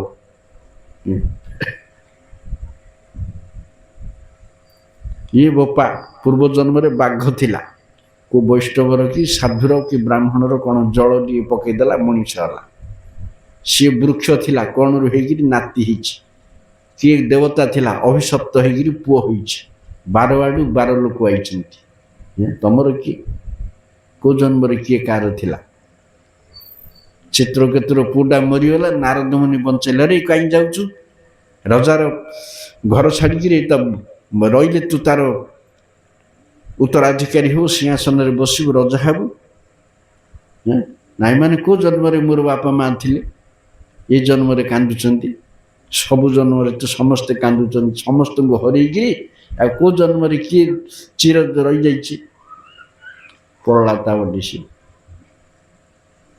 शिवास पंडितर पुओ मला भगवान ताकू पुणी जीवन न्यास देले अरे तू शिवास पंडित घर कहीं छाड़ुचु ना मु कौन छाड़ी आपण छड़े मत ଯେତିକି ଏଇଠି ଥିଲା ସେତିକି ଭୋଗ କଲି, ମୋତେ ଯେତିକି ଦେଇଛନ୍ତି ମୁଁ ସେତିକି ଭୋଗ କଲି, ଆଉ ତାଠୁ ଅଧିକ କେମିତି କରିବି? ଆପଣ ଦେଲେ କରିବି, ତେଣୁ ମୁଁ ଚାଲିଲି। ଆଉ ଯିଏ ଯେତିକି ଦିନ ପାଇଁ ଆଇଛି ଯିବ ନା, କୁଆଡ଼େ ଯିବ? ଆଦିବାବ୍ଦ ଶତାନ୍ତେର ବଇ ମୃତ୍ୟୁର ବଇ ପ୍ରାଣିନାଙ୍ଗ ଧ୍ରୁବ। ଆଜିବା ଶତେକ ବର୍ଷେ ହଇବେ ମରଣ, ବନେ ଥାକ ଗୃହେ ଥାକ, ଇଥେ ତର୍କ ଅକାରଣ ହରିଭଜ। ଜବରଦସ୍ତି ଭଜ, ନ ଭଜିଲା ପର୍ଯ୍ୟନ୍ତ ପୁନର୍ଜନ୍ମ ବଢ଼ିବ। ଫଳୁଟା ଏତିକି। ଗୋଟେ ଜନ୍ମରେ ଭଜିକିରି ନ ଯିବ କାଣେ, 100 ଜନ୍ମର ଦୁଃଖ ଭୋଗ କରିବ କାଣେ ଫୁଟାଣି ମାରିକିରି। ବୁଦ୍ଧିମାନ ବ୍ୟକ୍ତି ବିଷ୍ଣୁଙ୍କଠୁ ବେଶୀ ଶକ୍ତିଶାଳୀ ହେଇଯିବ କି? କେଡ଼େ ବଡ଼ ହିରଣ୍ୟକଶିପୁ ନଖକୁ ସମାନ ହେଲାନି। ଅସ୍ତ୍ର ଶସ୍ତ୍ର ତ ଦୂରର କଥା, ସେ ଖାଲି ଅସ୍ତ୍ର ଗୋଟେ ମାଗିଥିଲା, ତା ମୁଣ୍ଡ ଭିତରେ ହେତିକି ଥିଲା ବୁଦ୍ଧି। ତେଣୁ ବ୍ୟକ୍ତି ମାତ୍ରେ ଗୁରୁ ବରଣ କରି ଦୀକ୍ଷିତ ହେବେ। ଗତଠାରେ କ'ଣ କହିଥିଲେ ନା, ଭାଗବତ ଧର୍ମ ତସ୍ମାତ୍ ଗୁରୁଂ ପ୍ରପଦ୍ୟେତ ଜିଜ୍ଞାସୁ ଶ୍ରେୟମୁତ୍ତମଂ ଶବ୍ଦେ ପରିଚ ନିଷ୍ଣାତ ବ୍ରହ୍ମଣ୍ୟୁ ପଶୁମାଶ୍ରୟମ୍। ଶବ୍ଦ ବ୍ରହ୍ମ ପରମ ବ୍ରହ୍ମରେ ନିଷ୍ଣାତ ବୈଷ୍ଣବ ଗୁରୁଙ୍କୁ ଗ୍ରହଣ କରିବେ। ସେଠି ଭାଗବତ ଧର୍ମ କଲାବେଳକୁ କୁହାଯାଇଥିଲା। ଏଇଠି କର୍ମଯୋଗ କଥା ପଚାରୁଛନ୍ତି, କର୍ମ ଲାଇନରେ ଯାଇକିରି ମୁଁ କେମିତି ଭଗବତ ପ୍ରାପ୍ତି ହେବି, ସଦଯୋଗ ନୈଷ୍କର୍ମ୍ୟ ହେବି। ନୈଷ୍କର୍ମ୍ୟର ଅର୍ଥ ନୁହେଁ ଜ୍ଞାନୀମାନଙ୍କର ବିଚାର ଯେ କର୍ମହୀନ କର୍ମ କୋଢ଼ି।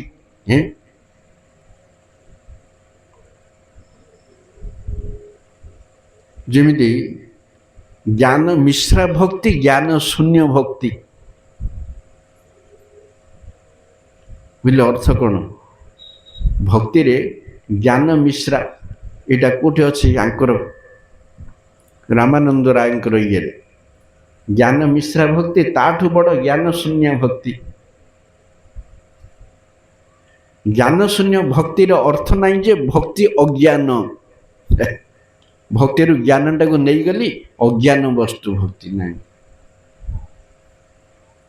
ଜ୍ଞାନ ମିଶ୍ରିତ ଭକ୍ତି ବୋଲେ ଜ୍ଞାନର ପ୍ରାଧାନ୍ୟ, ଜ୍ଞାନ ଶୂନ୍ୟ ଭକ୍ତି ବୋଲେ ଜ୍ଞାନ ଗୌଣ। ସେଠି ଭଜନ ମୁଖ୍ୟ, ସେବା ମୁଖ୍ୟ। ତା ବୋଲିକିରି ଭକ୍ତିଟା ଅଜ୍ଞାନ ନୁହେଁ। ଗୋଟେ ଆମର ନିଆଁ ଖୁଣ୍ଟାରେ ଗୋଟେ ଉପାଖ୍ୟାନ କେବେ ବାହାରିଥିଲା, ପିଲାବେଳେ କେ ପଢ଼ିଥିଲି, ଆହୁରି ହସ କଥାଟା ମନେ ଅଛି। ସେ ଦୁଇ ଦଳ ଲୋକ ଭୋଟ ପ୍ରଚାର କରିବାକୁ ଗଲେ, ଗୋଟେ ଗାଁକୁ ପ୍ରଚାର କରିବାକୁ ଗଲେ। ନଈ କୂଳରେ ସେ ଗାଁଟା, ସେ ଗାଁ ଲୋକ କେବେ ଭୋଟ ଦିଅନ୍ତିନି। ଆଉ ଭୋଟ ବାଲା ତ ସବୁ ଆକାଶରୁ ଆଣିଦେବୁ, ଆକାଶ କଇଁଆ ଆଣିଦେବୁ, ସ୍ୱର୍ଗକୁ ସିଡ଼ି ପକେଇଦେବୁ, ନାନା ପ୍ରକାର ନିର୍ବାଚନୀ ଇସ୍ତାହାର ସବୁ ଦିଅନ୍ତି। ସେ ଗୋଟେ ଦଳ ଯାଇକିରି କହିଲା, ତମ ଗାଁ ପାଖରେ ନଈ ବହି ଯାଉଛି, ଆମେ ଡ୍ୟାମ୍ କରିବା, କରେଣ୍ଟ ବାହାର କରିବା। ତମ ଗାଁରେ ଡିବିରି ବତି ଜାଳୁଛ, ଇଲେକ୍ଟ୍ରିକ୍ ପକେଇକିରି ଫ୍ୟାକ୍ଟ୍ରି ତମ ଗାଁରେ ବସେଇବା, ନାନା ପ୍ରକାର କରିବା, ଇଲେକ୍ଟ୍ରିକ୍ ଗାଁ ଉଜ୍ଜଳ ହେବ, ଆଉ ଅନ୍ଧାର ହେବନି। ଏଡ଼େ ବଡ଼ ନଦୀ, ଚିରସ୍ରୋତା ନଦୀ ବହୁଛି। ସେ ଗାଁ ଲୋକ ଖୁସି ହେଲେ। ହଉ ଯାହା ହଉ, କିଏ କହୁନଥିଲା, ଏ ଦଳ ଆସିକିରି କହିଲା କରେଣ୍ଟ ବାହାର କରିବା, ପାଣିରୁ କରେଣ୍ଟ ବାହାର କରିକିରି ଗାଁରେ ସବୁ ସୁବିଧା କରିବା, ଲାଇଟ୍ ଜଳିବ, ଫ୍ୟାନ୍ ବୁଲିବ, ଫ୍ୟାକ୍ଟ୍ରି ହେବ, ଅମକ ସମକ ସବୁ ଚାଲିବ। ସେ ଲୋକ ସବୁ ଆନନ୍ଦ ହେଲେ। ତାପରେ ଆଉ ଗୋଟେ ଦଳ ଆସିଲା, ତାର ବିରୋଧୀ ଦଳ ଆଇକିରି କହିଲା କ'ଣ ନା, ଲୋକେ କହିଲେ ସେ ଦଳ ପାଣିରୁ କରେଣ୍ଟ କାଢ଼ିବ, ତମେ କ'ଣ କରିବ? ସେ କହିଲା, ହଇ ଏଇଟା ମୂର୍ଖ କାମ। କ'ଣ ପାଣିରୁ କରେଣ୍ଟ ପଳେଇଲେ ପାଣିରେ ଆଉ କ'ଣ ରହିଲା? ତା ବଳ ଗଲା। କ୍ଷୀରରୁ ଯେମିତି ଦହି ପଳେଇଲେ, ଘିଅ ପଳେଇଲେ, ସର ପଳେଇଲେ, ଆଉ କ୍ଷୀରରେ କ'ଣ ରହେ? କିଛି ରହେନି। ସେ ଦଳ କ'ଣ କରିବ ଜାଣିଛ? ତାଙ୍କର ଆତ୍ମୀୟ ସ୍ୱଜନ ସବୁ ବଡ଼ ବଡ଼ ଫ୍ୟାକ୍ଟ୍ରି କରିଛନ୍ତି ଟାଉନରେ, এইଠୁ କରେଣ୍ଟ ସେମାନେ ନେବେ, ତମକୁ ଭୁଆଁ ବୁଲେଇବେ। ସେମାନେ କରେଣ୍ଟ ତମ ନାଁରେ କରିକିରି ସିଆଡ଼େ ନେଇଯିବେ। ତମେ ଆଉ ଜଳରେ, ସେ ଜଳ ତମର କୃଷିରେ ବ୍ୟବହାର ହେବନି, ତାର ଭିଟାମିନ୍ ଆଉ କିଛି ନଥିବ।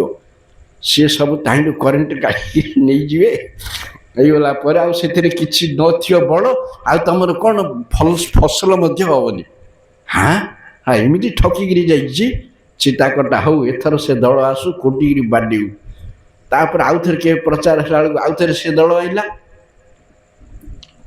ସେ ଦଳ ଆଇବାରୁ ସେମାନେ କହିଲେ ହଇ ତମେ ତ ଭଲ ଝୁଣା ମାରିଲା ଆମକୁ ନା କ'ଣ ନା ସବୁ କରେଣ୍ଟ ନେଇଯିବ ତମ ଆଡ଼େ, ଆଉ ଆମେ ଏଇଠି କ'ଣ ପାଇବୁ?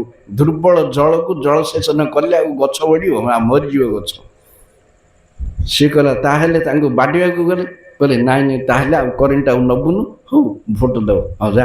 ତାପରେ ଆଉଥରେ ସେ ଦଳ ଆଇଲା, କହିଲା ହଇ ସେମାନେ ଆଉ କରେଣ୍ଟ ନେବେନି ଯଦି ସେ ଜଳରୁ କରେଣ୍ଟ ନେବେନି ତମେ ସେ ପାଣିରେ ଗାଧେଇଲେ କରେଣ୍ଟ ମାରିବ ତମକୁ।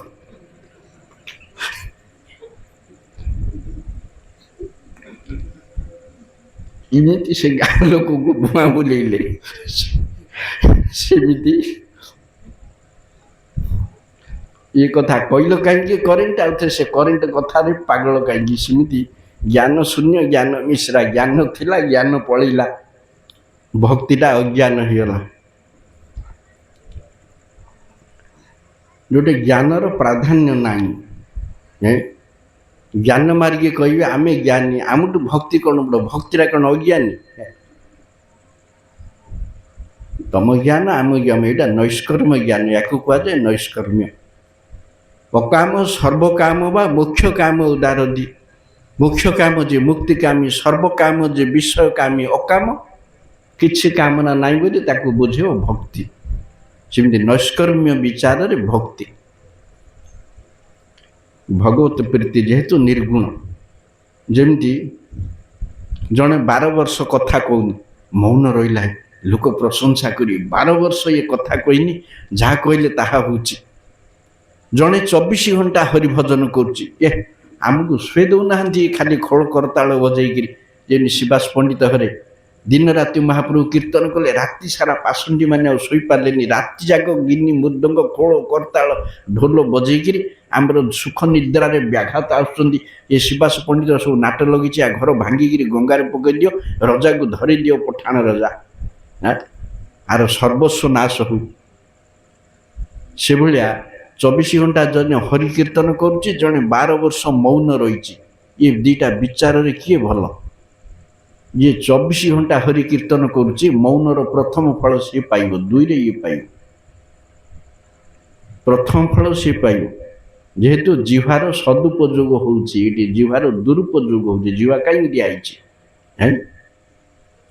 ଜିହ୍ବା ଦିଆହେଇଛି ସଂସାର କଥା ନ ହେଇକିରି ହରି କଥା କରିବାକୁ ହବ, ସେଥିପାଇଁ ଇନ୍ଦ୍ରିୟକୁ ସଦୁପଯୋଗ କରିବାକୁ ହବ। ମୌନ ରହିଲା, କୁଣ୍ଡା ଖାଇବିନି କି ଡଙ୍ଗା ଛାଡ଼ିବିନି, ଖାଇବନି କି ଖୁଏ ଦେବନି। ଜିହ୍ବାରେ ଜଗତ କଥା ନହେଲେ ହରି କଥା କରେ, ମଙ୍ଗଳ। ଆଉ ମୌନ ରହିଲେ ମଙ୍ଗଳ କ'ଣ? ମୌନ ରହିଲେ ମଙ୍ଗଳ ହବନି, ତା ଦ୍ୱାରା ଉଦ୍ଧାର ହବନି।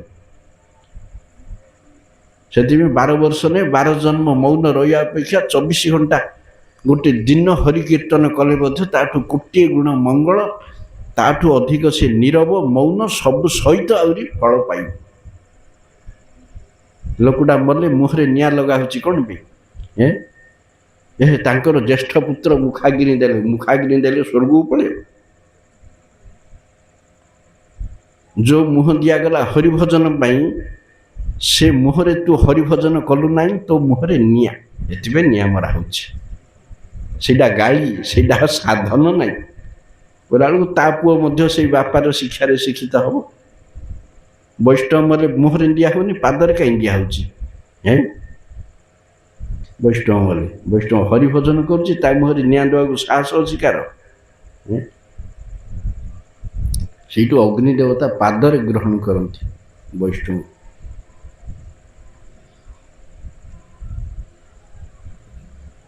ସେଇଭଳି ଇନ୍ଦ୍ରିୟ ସମୂହ ସବୁ ହରିଭଜନରେ ଲଗେଇଲେ ସେଇଟା ହେଉଛି ବାସ୍ତବ କର୍ମ। ସେଥିପାଇଁ ପ୍ରଭୁପାଦ କହିଛନ୍ତି ପରା, ହରିଭଜନ ଛଡ଼ା ଜୀବର ଏକମାତ୍ର ମନୁଷ୍ୟ ଜନ୍ମର କର୍ତ୍ତବ୍ୟ ହରିଭଜନ। ହରିଭଜନ ଛଡ଼ା ଆଉ ସବୁ ସଂସାର, ସବୁ ଯାକ ମାୟା, ସବୁ ଯାକ ନିନ୍ଦା ଯୋଗ୍ୟ, ଅନେଶତ କାମ। ହରିଭଜନ ଛାଡ଼ିଲେ ଆଉ କୌଣସି କାମ ଜିହ୍ବାରେ ତମେ ଉଚ୍ଚାରଣ କରିପାରିବନି, ଯୋଉଟାକି ବହୁମାନନକାରୀ ନାହିଁ, ସବୁ ସଂସାର, ସବୁ ମାୟା। ସେଥିପାଇଁ ମନୁଷ୍ୟ ଜନ୍ମଟା କାହିଁକି ପଡ଼ିଲା? ଧର୍ମ ହିଁ ତେଷାଂ ଅଧିକ ବିଶେଷ, ଧର୍ମେଣ ହୀନା ପଶୁ ବି ସମାନ କୁହାହେଲା। ଏ ଆହାର ନିଦ୍ରା ଆତ୍ମରକ୍ଷା ମୈଥୁନ କାର କାମ ଏ ତ ସବୁ ଜୀବ କରୁଛି, ସବୁ ଉଦ୍ଭିଦ ମଧ୍ୟ କରୁଛି। ଆଉ ମଣିଷ ସେ ଚାରିଟାରେ ସୀମିତ ରହିଲେ ମୁଁ ବଡ଼ ବୁଦ୍ଧିମାନ ପଣ୍ଡିତ ବିଦ୍ୟାର୍ଥୀ ଜ୍ଞାନୀ ବୋଲି ବୋଲେଇବାର କାରଣ କ'ଣ? ଯଦି ହରି ବିମୁଖ ହେଲା। ସେଥିପାଇଁ ଗୁରୁଙ୍କ ନିକଟରୁ ଉପନୟନ ସଂସ୍କାର ହେବେ। ଏଠି ଆଉ ଗୋଟେ କଥା କହିଲେ, ଉପନୟନ ସଂସ୍କାର ହେଇକିରି ବେଦ ଅଧ୍ୟୟନ କରିବେ। ଉପନୟନ କ'ଣ?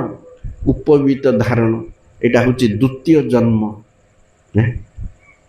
ପ୍ରଥମ ଜନ୍ମ ହେଉଛି ଶୌକ୍ର ଜନ୍ମ, ପିତାଙ୍କଠୁ ଜନ୍ମ। ଦ୍ୱିତୀୟ ଜନ୍ମ ସାବିତ୍ର୍ୟ ଜନ୍ମ, ଉପନୟନ ସଂସ୍କାର। ତୃତୀୟ ହେଉଛି ଦୈକ୍ଷ ଜନ୍ମ, ମନ୍ତ୍ର ଦୀକ୍ଷା, ବିଷ୍ଣୁ ମନ୍ତ୍ର। ତେଣୁ ଯେଉଁମାନେ ବେଦ ଅଧ୍ୟୟନ କରନ୍ତି ସେମାନେ ଦ୍ୱିଜ, ବ୍ରାହ୍ମଣ, କ୍ଷତ୍ରିୟ, ବୈଶ୍ୟ, ତିନି ଦ୍ୱିଜ। ଏମାନେ ଉପବୀତ ଧାରଣର ଅଧିକାରୀ, ଶୂଦ୍ର ନୁହେଁ। ଶୂଦ୍ର ପାଖରେ ଯଦି ବ୍ରାହ୍ମଣ ଲକ୍ଷଣ ଦେଖାଦେବ ତାହେଲେ ସେ ପାଇବ। ଆଗରୁ କହିଥିଲି ପୁରା ସ୍ୱଭାବ ଅନୁସାରେ ଜାତି ନିର୍ଣ୍ଣୟ, ଜନ୍ମ ଅନୁସାରେ ନାହିଁ। ନହେଲେ ସେ ଆସୁରୀ ବର୍ଣ୍ଣାଶ୍ରମ ଧର୍ମ ହେଇଯିବ। ଯଦି ଜନ୍ମ ଅନୁସାରେ ଜାତି ନିର୍ଣ୍ଣୟ କରିବ, ବ୍ରାହ୍ମଣର ପୁଅ ବ୍ରାହ୍ମଣ ହବାକୁ ହକଦାର, ଗୌଡ଼ର ପୁଅ ଗୌଡ଼ ହବାକୁ ହକଦାର, ଏଗୁଡ଼ା ଶାସ୍ତ୍ରୀୟ ବିଧି ନାହିଁ। ଗୌଡ଼ର ପୁଅ ବୋଲି ମୁଁ ଗାଈ ପାଳନ କରିବିନି, ମୋର ଗାଈ ଭଲ ପାଉନି, ମୁଁ ଗୋ ହତ୍ୟା କରିବି ବୋଲି ସେ କି ଗୌଡ଼ ହବ? ସେ କି ଗୌଡ଼ ହବ? ମ୍ଲେଚ୍ଛ ହବ। ଯେମିତି ଯିଏ ଯାହାର ଡ୍ୟୁଟି କରିବା ପାଇଁ ସେ ସ୍ୱଭାବ ଯଦି ଅଛି, ତା ଇନ୍ଦ୍ରିୟରେ ବୃତ୍ତି ଅନୁସାରେ ସେ ଜାତିଟା ପାଇବ, ନହେଲେ ସେ ପଳେଇବ ପତିତ।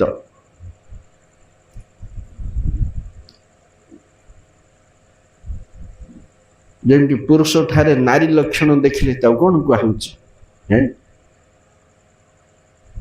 ମାଇଚିଆ। ନାରୀ ଠାରେ ପୁରୁଷ ଲକ୍ଷଣ ଦେଖିଲେ ସେଟା ଅଣ୍ଡରା ଚଣ୍ଡୀ। ଯାଠେ ଯେଉଁ ଗୁଣର ମିଶ୍ରଣ ଦେଖିଲେ ସ୍ୱଭାବ ଅନୁସାରେ ହିଞ୍ଜଡ଼ା, ତୃତୀୟ ଲିଙ୍ଗ। ସେମିତି ସବୁ ଜିନିଷ ସ୍ୱଭାବ ଅନୁସାରେ ନିର୍ଣ୍ଣୟ ହେଉଛି।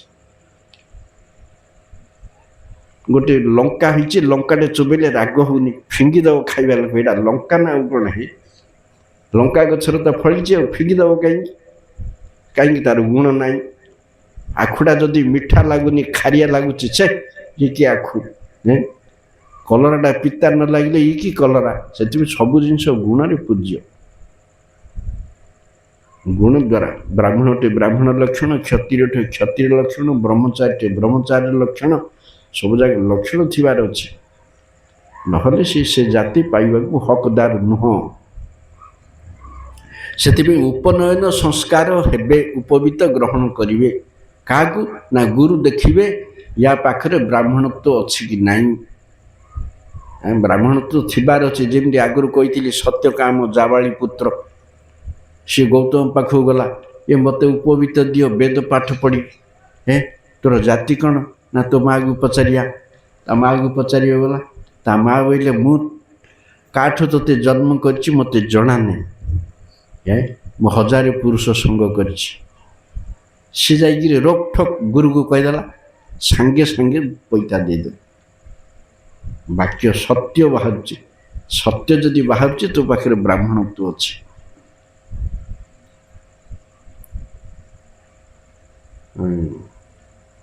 ତେଣୁ ଉପବୀତ ଧାରଣର ଯୋଗ୍ୟ କି ନାହିଁ ପରୀକ୍ଷା କରିବେ, ବାସ୍ତବରେ ବ୍ରାହ୍ମଣତ୍ୱ ଅଛି ନା ନାହିଁ।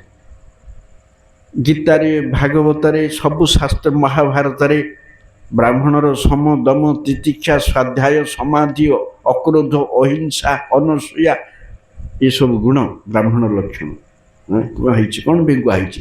ତା ପୁଅ ଯଦି ବ୍ରାହ୍ମଣ ହେଇଯିବ, ଏ ଗୁଣ ଯାକ କିଏ ଧାରଣ କରିବ?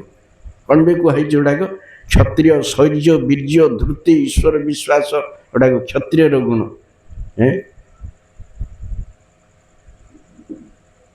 ବୈଶ୍ୟର ଅମୁକ ଗୁଣ, ଶୂଦ୍ରର ଅମୁକ ଗୁଣ, ନାରୀର ଅମୁକ, ପୁରୁଷର ଅମୁକ, କ'ଣ ପାଇଁ ଏଗୁଡ଼ାକ କୁହାଯାଇଛି? ଏ ଲକ୍ଷଣ ଥିଲେ ସିଏ ହବ, ନହେଲେ ହବନି। ତେଣୁ ଗୁରୁଦେବ ଦେଖିବେ ଆ ପାଖରେ ଅଛି କି ନାହିଁ ଉପନୟନ ଧାରଣର ଲକ୍ଷଣ। ଉପବୀତ କିଏ? ସାକ୍ଷାତ ଅନନ୍ତ ଦେବ। ଅନନ୍ତ ଦେବକୁ ଧାରଣ କରିବ ବ୍ରହ୍ମ ତେଜ ନଥିଲେ।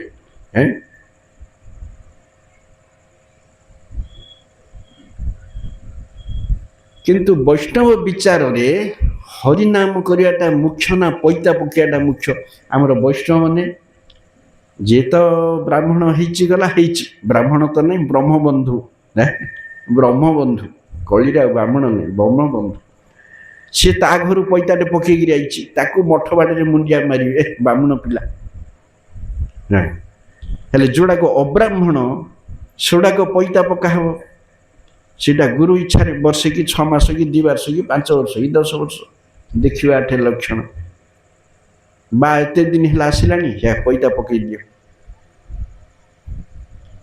ଆଉ କେତେ ଆମକୁ ପଇତା ଦିଆ ହେଇନି, ଗୁରୁଙ୍କ ପାଖରେ ଯାଇକିରି ତାଙ୍କ ସେବକ ପାଖରେ କି ନିକଟ ଲୋକ ପାଖରେ ଲବି କରିବେ, ଆମକୁ ପଇତା ଦିଅ କି କ'ଣ ବି ପଇତା ଦେବ, ପଇତା ଦେଲେ ଆଉ କ'ଣ ହେବ? ହରିନାମରେ ଯୋଉଟା ହେଇପାରିଲାନି ଆଉ ପଇତାରେ କ'ଣ ହେଇଯିବ? ପ୍ରଭୁପାଦଙ୍କୁ ଥରେ ଜଣେ ପଚାରିଥିଲା, ଆଜ୍ଞା ପଇତାଟା ମୁଖ୍ୟ ନା ହରିନାମଟା ମୁଖ୍ୟ? ନା ହରିନାମଟା ମୁଖ୍ୟ, ପଇତାଟା ମୁଖ୍ୟ।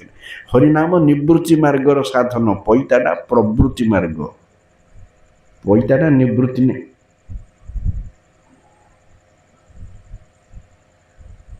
ପଇତା ନ ଧାରଣ କରିବାର ଅଧିକାରୀ କିଏ? ଏକାଦଶ ସ୍କନ୍ଧରେ କୁହାଯାଇଛି ଯେଉଁମାନେ ଦୃଢ଼ ହରିଭଜନ ପରାୟଣ, ତାଙ୍କର ବାହ୍ୟ ଲିଙ୍ଗ ମାନେ ବାହ୍ୟ ଚିହ୍ନ କିଛି ଆବଶ୍ୟକ ନାହିଁ, ତାଙ୍କର ବର୍ଣ୍ଣ ଆଶ୍ରମ କୌଣସି ଦରକାର ନାହିଁ। ଯେମିତି ସୁକଦ ସନକ, ଏମାନେ ସୁକଦେବଙ୍କର ମାଳ ନାହିଁ, ତିଳକ ନାହିଁ, କୌପିନି ନାହିଁ, କିଛି ନାହିଁ, ଜଡ଼ ଭରତ।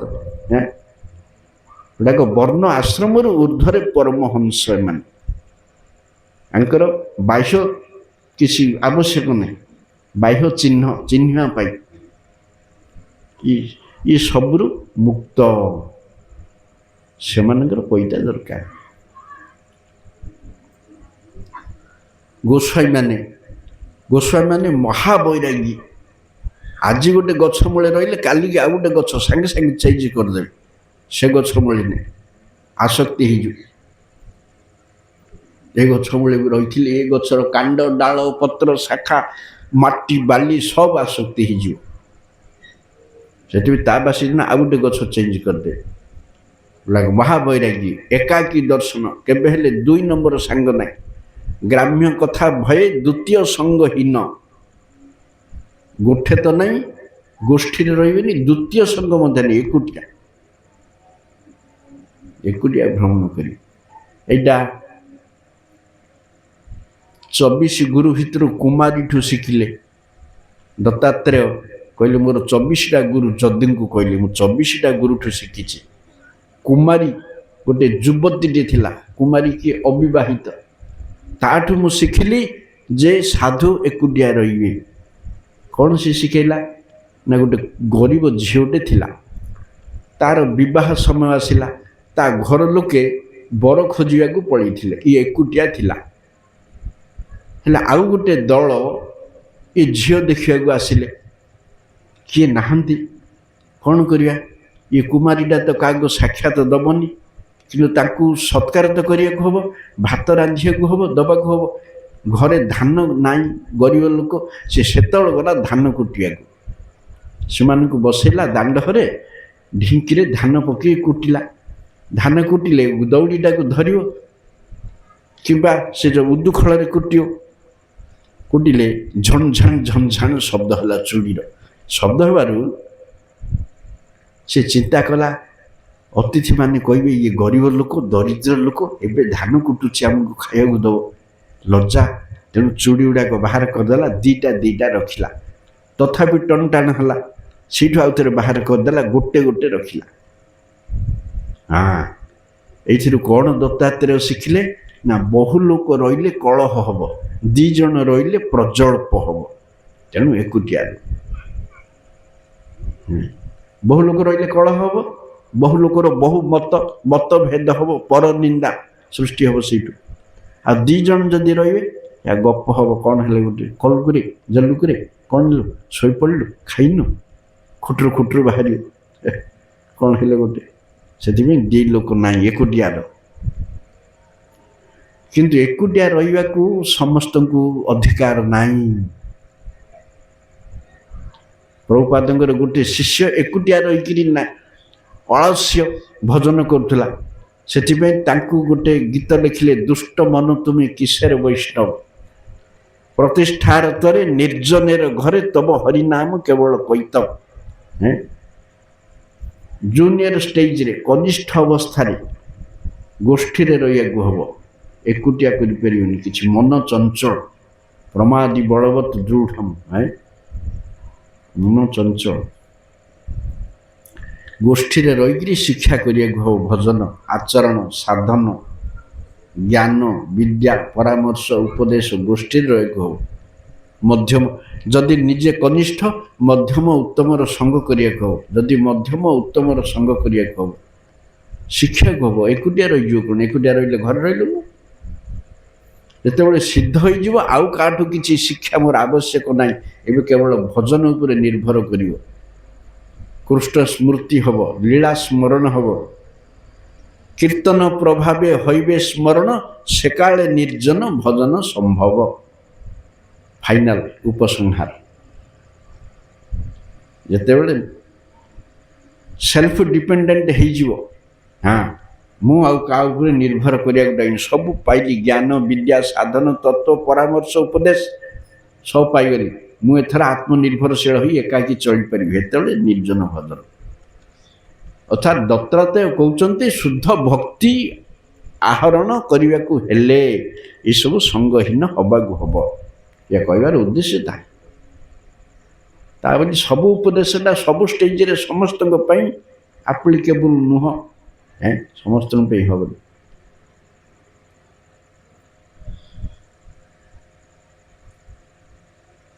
ସେମିତି ଇଏ ଉପନୟନ ସଂସ୍କାରଟା ହେଉଛି ଦିଆଯାଉଛି। ଆସକ୍ତି ପିଲେ ହୁଅନ୍ତି କାହିଁକି ନା ଅର୍ଚ୍ଚନ କରିବେ, ଅର୍ଚ୍ଚନ କରିବେ, ରନ୍ଧନ କରିବେ, ସେଥିପାଇଁ ପଇତାଟା ଦରକାର।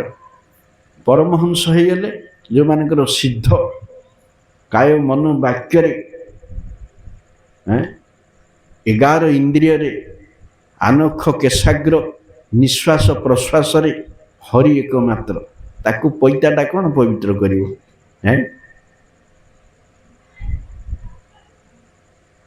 ଯେମିତି ବ୍ରତ କରନ୍ତି, କ'ଣ ଏବେ ଆସୁଛି ପୁରୁଷୋତ୍ତମ ବ୍ରତ, ଚାତୁର୍ମାସ୍ୟା, ଏଗୁଡ଼ାକ କର୍ମୀ ଜ୍ଞାନୀ ବୈଷ୍ଣବ ସମସ୍ତେ କରନ୍ତି। ପୁରୁଷୋତ୍ତମ କରିବେ କି କାର୍ତ୍ତିକ କରିବେ, ଅମୁକ ଖାଇବାକୁ ହବନି, ସମୁକ କରିବାକୁ ହବନି, ତେଲ ଲଗେଇବାକୁ ହବନି, ଦାଢ଼ି କାଟିବାକୁ ହବନି, 1000 ନିୟମ ଅଛି। ଚାତୁର୍ମାସ୍ୟା ହଉ, ପୁରୁଷୋତ୍ତମ ହଉ, ବ୍ରତ କିଏ କରିବେ ନା ସାଧକ ମାନେ କରିବେ। ବ୍ରତ ଅକରଣରେ ପ୍ରତ୍ୟବ୍ୟାୟ। ପ୍ରଭୁପାଦ ଗୋଟେ ଚାତୁର୍ମାସ୍ୟା ପ୍ରବନ୍ଧରେ ଲେଖିଛନ୍ତି, ଜୀବନ ଅପି ମୃତ ହିସ, ସିଏ ଜୀବନ ମୃତ। ଚାତୁର୍ମାସ୍ୟ ଯେଉଁମାନେ ନ କରନ୍ତି, ସେ ସନ୍ନ୍ୟାସୀ ହଉ, ବ୍ରହ୍ମଚାରୀ ହଉ, ଗୃହସ୍ଥ ହଉ, ସମସ୍ତେ। ମହାପ୍ରଭୁ ନିଜେ ଚାତୁର୍ମାସ୍ୟା କରୁଥିଲେ, ଦେଖିଛନ୍ତି। ମାଧବେନ୍ଦ୍ର ପୁରୀ, ବିଷ୍ଣୁ ପୁରୀ, ଈଶ୍ୱର ପୁରୀ, ସମସ୍ତେ ଚାତୁର୍ମାସ୍ୟା ବ୍ରତ କରିବେ। ସେ 4 ମାସ ବିଷ୍ଣୁ ଶୟନ କାଳ, ଭୋଗ ବିଳାସ କରିବେ ନାହିଁ, ଯେହେତୁ ବିଷ୍ଣୁ ଶୟନ। ନିଜର ପ୍ରିୟ ବସ୍ତୁ ତ୍ୟାଗ କରିବେ, ନ କଲେ ପ୍ରତ୍ୟବାୟୀ ହେବେ। ତଥାପି ତା ଉପରେ ନିୟମ ଅଛି। ଚାତୁର୍ମାସ୍ୟା, ପୁରୁଷୋତ୍ତମ, କାର୍ତ୍ତିକରୁ ମୁକ୍ତ କେଉଁମାନେ ଅଛନ୍ତି ବ୍ୟକ୍ତି, ଏତେ କହିଲେ ମଧ୍ୟ ତା ଉପରକୁ ଯେଉଁମାନେ ପରମହଂସ, କିଏ ଯେଉଁମାନେ ତ୍ୟାଗୀ, ବାସ୍ତବରେ ବ୍ରତ ଗୁଡ଼ାକ ଗୃହସ୍ଥ ପାଇଁ 100% ଲାଗୁ, ନହେଲେ ପତିତ ହେବେ। କିନ୍ତୁ ପ୍ରଭୁପାଦ ବାଧ୍ୟ କରିଛନ୍ତି, କାହିଁକି ନା ମଠ ଗୁଡ଼ାକ ଦିନକୁ ଦିନ ପତିତ ହେଇଗଲେଣି। ସେଥିପାଇଁ ଜବରଦସ୍ତି ମଠବାସୀ ଉପରେ ମଧ୍ୟ ଲଦା ହେଇଛି। ଯିଏ ବୈରାଗୀ ଗୃହ ତ୍ୟାଗ କଲା, କ'ଣ ପାଇଁ ଗୃହ ତ୍ୟାଗ କଲା? ହରିଭଜନ କରିବା ପାଇଁ। ହରିଭଜନ ତାର ବ୍ରତ, ଆଉ ତା ଭିତରେ ଆଉ କି ବ୍ରତ? ଗଙ୍ଗା କୂଳରେ ରହିକିରି କୂଅ ଖୋଳି, ତେ ଗଙ୍ଗା ବାସ କରିଛୁ, ଆଉ ଥରେ କୂଅ ଖୋଳୁଛି ପାଣି ପାଇଁ, ୟା ବୋକା ନାହିଁ। ହରିଭଜନ କରିବାକୁ ଆସିଲୁ, ଆଉ କାର୍ତ୍ତିକ ପୁରୁଷୋତ୍ତମ କଲେ କ'ଣ? କାର୍ତ୍ତିକରେ ସକାଳୁ ଉଠ, ତୁଳସୀ ସେବା କର, ଗଙ୍ଗା ସ୍ନାନ କର, ସେ दीप दान कर भागवत पढ़ साधुसंग कर तुलसी सेवा कर जी वर्ष जाक सेवा कर कार्तिक कौन अलग कर ये जीवन जाक गुड़ाक दृढ़ भाव निष्ठा भाव करुच्ची सबू डेली रूटीन टाइम टेबल भितर जार गुड़ाक अच्छी कार्तिक से अधिक कौन कर जीवन जाक कर हरिभजन करवाटा मुख्य जिनस यहीटा कराई क्या जो मैंने करती ना एतिकी भितर अंतत वर्ष को 4 मास करंतु करू करू करू करू अधिक बढ़ी से कराई अक्षय फल कर्मी कहीं चातुर्मास्या करे ना अक्षय फल मिल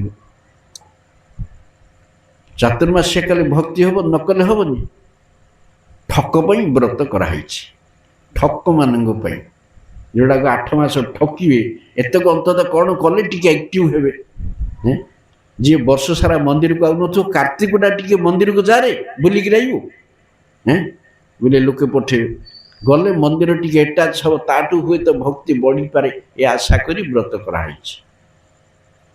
व्रतर अर्थ कौन किसी नियमाबद्ध आचरण कहे व्रत नीति नियम युक्त जी जीवनटा कार्तिक करची कार्तिक कौन कर गोटे कार्तिक तार तो जीवनटा कार्तिक से गोटे शिवरात्रि कविता गोपबंधु दास अच्छे आमर कोर्स रे थिला इंटरमीडिएट करिअछि उपवास पूजिबी शंकर जागर जालिन हेबी निशी उजागर कहीं गले देखिबी से सत्य शिव रूप इनकरी विराट कविता अच्छी शेषक लिखाई रातिकर उजागर किस प्रयोजन निद्रा विमोहित मोर समस्त जीवन गोटे राति उजागर हेले मोर कौन हम जीवनटा आगत मुझे से समस्त जीवन कर एक शिवरात्रि अंधारे नहुड़ पथ हे स्वर्ग यात्री जीवनटा को गोटे शिवरात्रि कर सेमती जीवनटा को कार्तिक जी वास्तव साधु सचोट निरपेक्ष तार जीवनटा कार्तिक सी ठकिया को चाहिए लूज नहीं अलास्य नहीं अवहेला नहीं सब एक्टिव हरिदास ठाकुर भाया अपतित 3 लक्ष नाम तार कि कार्तिक पुरुषोत्तम ये भक्ति ठाकुर लिखिं जोड़ाक जीवन मुक्त व्रत नहीं व्रत नहीं जोड़ा व्रतर ऊर्ध्वे माने हरिभजन करने को तुम घर छाड़ ना फैशन करने को स्टाइल बारिया को हरिभजन जदि तुमको पवित्र कर पारनी कांकड़ कदली पोटल बैगण तुमको पवित्र कर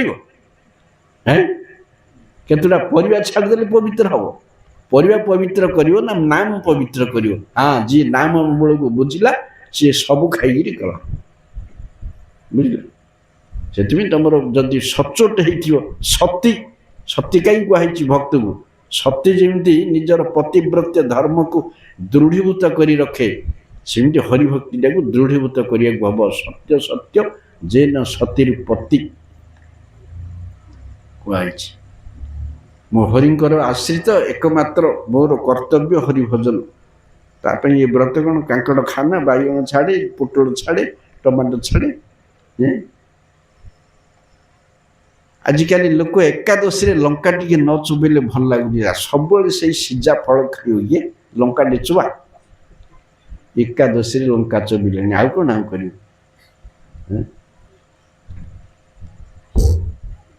अमुक खा यहीटा चलो कौट कौन सी जगह टमाटो टमाटा कौन फल डिंबटा फल नहीं कि डिंबटा हूँ फल काली सकाଳେ लोक कहे एवं तो कहले कली क्या बाकी रखी सब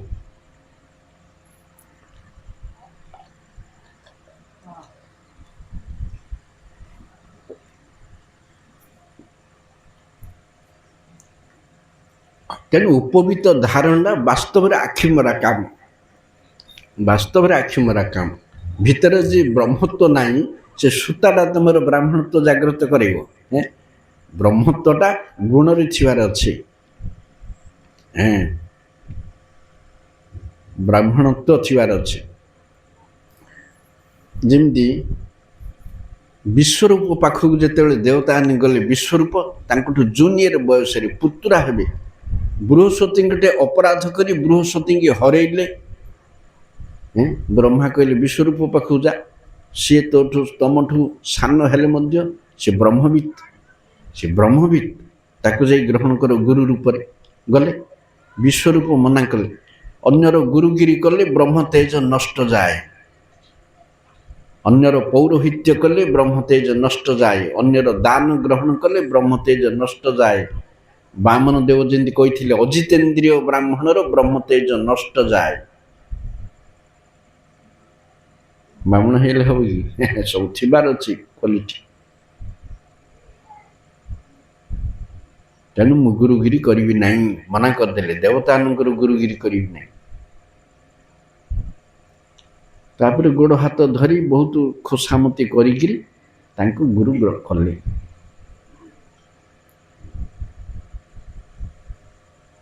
କାହିଁକି ପୌରୋହିତ୍ୟ କଲେ? ସେ ସ୍ମାର୍ତ ଗୁରୁ, ଦେବତାମାନଙ୍କର ଗୁରୁ, ସ୍ମାର୍ତ ଗୁରୁ।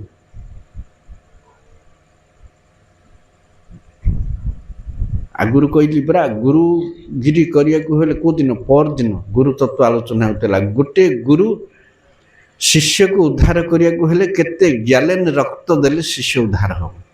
ସହଜରେ ନାମ ନେଇଯା, ଫେଞ୍ଚ, ପଇସା ପକା, ଦକ୍ଷିଣା ପକା, ଆଖି ମରା କାମ ଚଳିବନି। ସେ ଶିଶୁକୁ ଉଦ୍ଧାର କରିବା। ଗୁରୁ ଦି ପ୍ରକାର, ସନ୍ତାପହାରକ, ବିତ୍ତ ଅପହାରକ। ବିତ୍ତ ଅପହାରକ, ବିତ୍ତ ବୋଇଲେ ଧନ, ଦକ୍ଷିଣା ଲୋଭୀ। ବିତ୍ତାପହାରକ ଗୁରୁ, ଇଏ ଧନ ଅପହାରକ। ସନ୍ତାପହାରକ, ଦୁଃଖ ହରଣ କରି ଶିଷ୍ୟର। ସେଥିପାଇଁ ଦି ପ୍ରକାର ଗୁରୁ ଅଛି, ବାଛି ବିଚାରି ଗୁରୁ ଗ୍ରହଣ କରିବାକୁ। ସେମିତି ଇଏ ଗୁରୁଙ୍କ ନିକଟକୁ ଯାଇକିରି ଉପନୟନ ସଂସ୍କାର ହେବେ। ଉପନୟନଟା ଯଦି ଆମ ଗୌଡ଼ୀୟ ସମ୍ପ୍ରଦାୟରେ ପ୍ରଭୁପାଦଙ୍କ ପୂର୍ବରୁ ଉପନୟନ ନଥିଲା ମାନେ ଏଇଟା ଅଶାସ୍ତ୍ରୀୟ ନାହିଁ, କିନ୍ତୁ ମୂଳରୁ ମହାପ୍ରଭୁଙ୍କ ସମୟରୁ ଗୋସ୍ୱାମୀମାନେ ମଧ୍ୟ ଯଦିଓ ବ୍ରାହ୍ମଣ, 6ଟା ଗୋସ୍ୱାମୀରୁ 5 ଜଣ ବ୍ରାହ୍ମଣ। ରଘୁନାଥ ଦାସ ଗୋସ୍ୱାମୀ ଜଣେ କାୟସ୍ଥ, ଆଉ ସବୁ ଯାକ ବ୍ରାହ୍ମଣ। ପଞ୍ଚତତ୍ତ୍ୱ 5 ଜଣ ଯାକ ବ୍ରାହ୍ମଣ। 4 ଆଚାର୍ଯ୍ୟ ଦକ୍ଷିଣ ଶଙ୍କରଙ୍କ ସହିତ 5 ଜଣ ଯାକ ବ୍ରାହ୍ମଣ। କାହିଁକି? ସେମାନେ ଆଚାର୍ଯ୍ୟ ପଦ ମଣ୍ଡନକାରୀ, ଭଗବାନ ତାଙ୍କୁ ବ୍ରାହ୍ମଣ ବଂଶରେ ଜନ୍ମ ଦେଇଛନ୍ତି। କଳିଯୁଗ ବ୍ରାହ୍ମଣ ହେଲେ ଧର୍ମ ପ୍ରଚାର କରିବେ, ବିଦ୍ୟାବାନ ବ୍ରାହ୍ମଣ କୁଳଜାତ, ବ୍ରାହ୍ମଣ ଗୁଣ ସମ୍ପନ୍ନ, ଡବଲ ତାଙ୍କର ଅଛି। ଖାଲି ବ୍ରାହ୍ମଣ ପିଲା ନାହିଁ, ବ୍ରାହ୍ମଣ ଗୁଣ ସମ୍ପନ୍ନ ଆଚାର୍ଯ୍ୟ ସେମାନେ ସବୁ।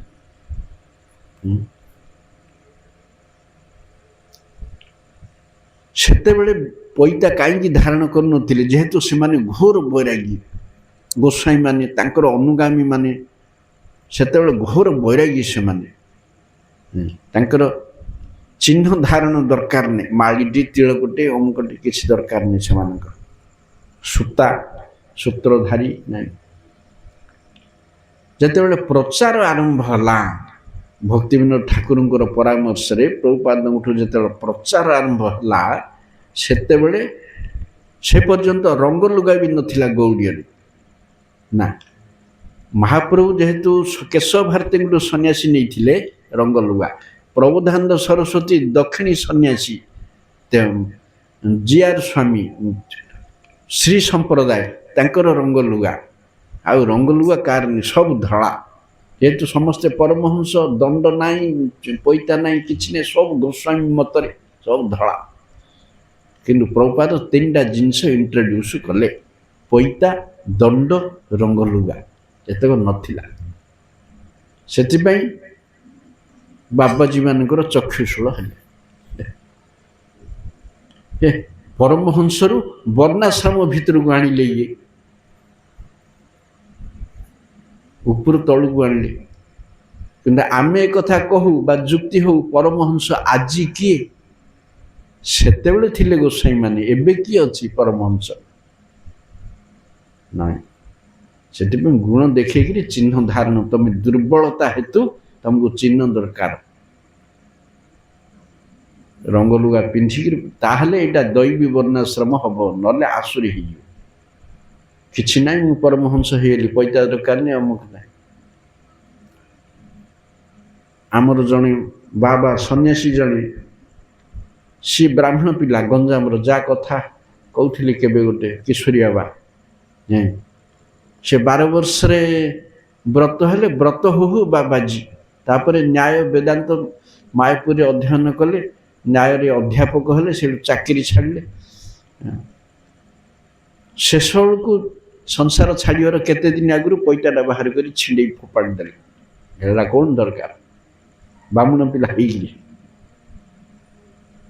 काढ़ी छिंडे फिंगदेले पैटाटा कौन पैटा किसी मोर दरकार आगे नहीं तेणु से बाह्य दरकार से स्तर गले किंतु दीनहीन जीव प्रति ये योग्यता दरकार ब्राह्मण तो थिला आग पैता दिया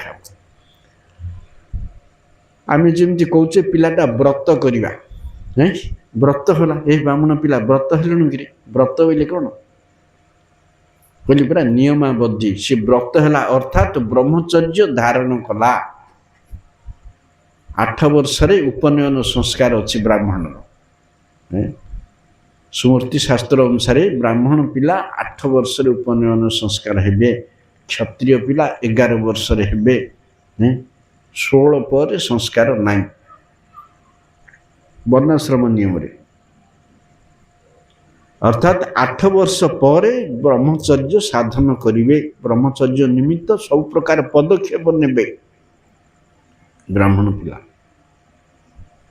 इंद्रिय संयम करिवे नियम सब केते अछि से नियम काई आजिकल नियम काई तापर गुरु को निकट को जाई वेद अध्ययन करिवे आग वेदांग पढ़िवे वेदांग वेदांत नहीं वेदांत अलग वेदांग शिक्षा कल्प निरुक्त ज्योतिष छंद व्याकरण ए 6टा होची वेदांग ए 6टा न पढ़ले वेद बुझी परियोनी शिक्षा बोले अक्षर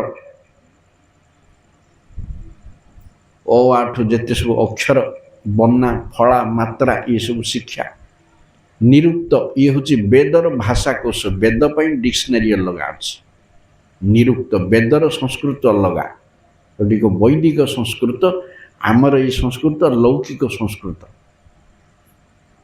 से वैदिक छंद जानिए हो गायत्री अनुष्टुप वेदर से हूँ मंत्र पुराणर एगुड़ाक श्लोक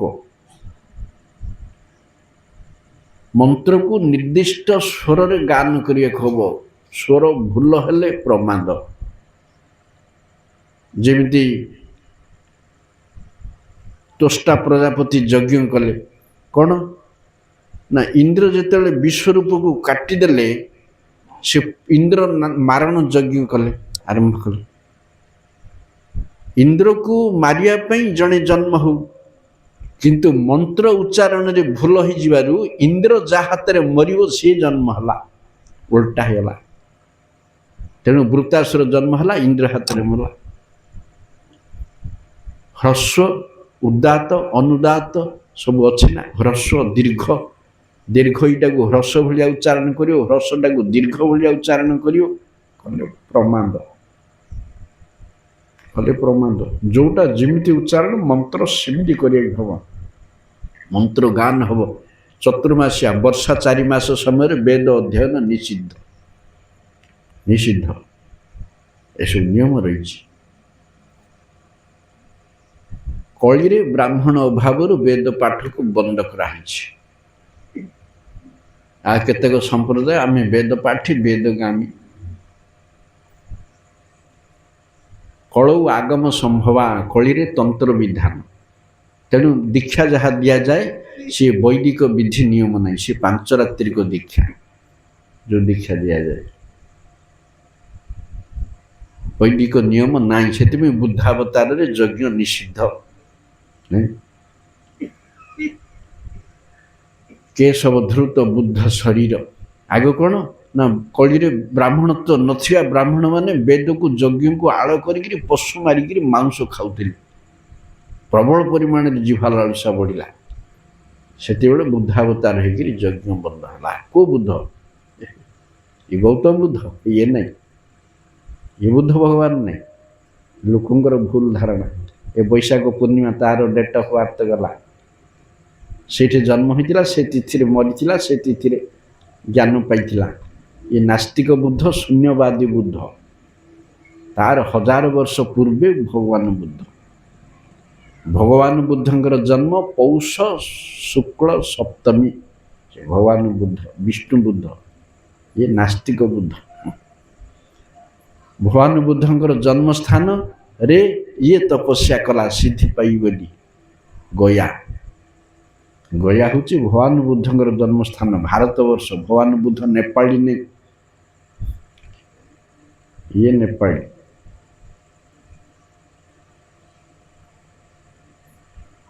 ସେଥିପାଇଁ ସବୁ ଶାସ୍ତ୍ର ପ୍ରମାଣ ରହିଛି ଭଗବାନ ବୁଦ୍ଧ ଗୌତମ ବୁଦ୍ଧ ଅମର କୋଶରେ ଭଗବାନ ବୁଦ୍ଧଙ୍କର ଅଲଗା ନା ଗୌତମ ବୁଦ୍ଧଙ୍କର ଅଲଗା ନା ଅଛି ତେଣୁ ବୁଦ୍ଧାବତାରରେ ଯଜ୍ଞ ନିଷିଦ୍ଧ ବୈଦିକ କାର୍ଯ୍ୟ କିଛି ହବ ନାହିଁ ବ୍ରାହ୍ମଣତ୍ୱ ଅଭାବରୁ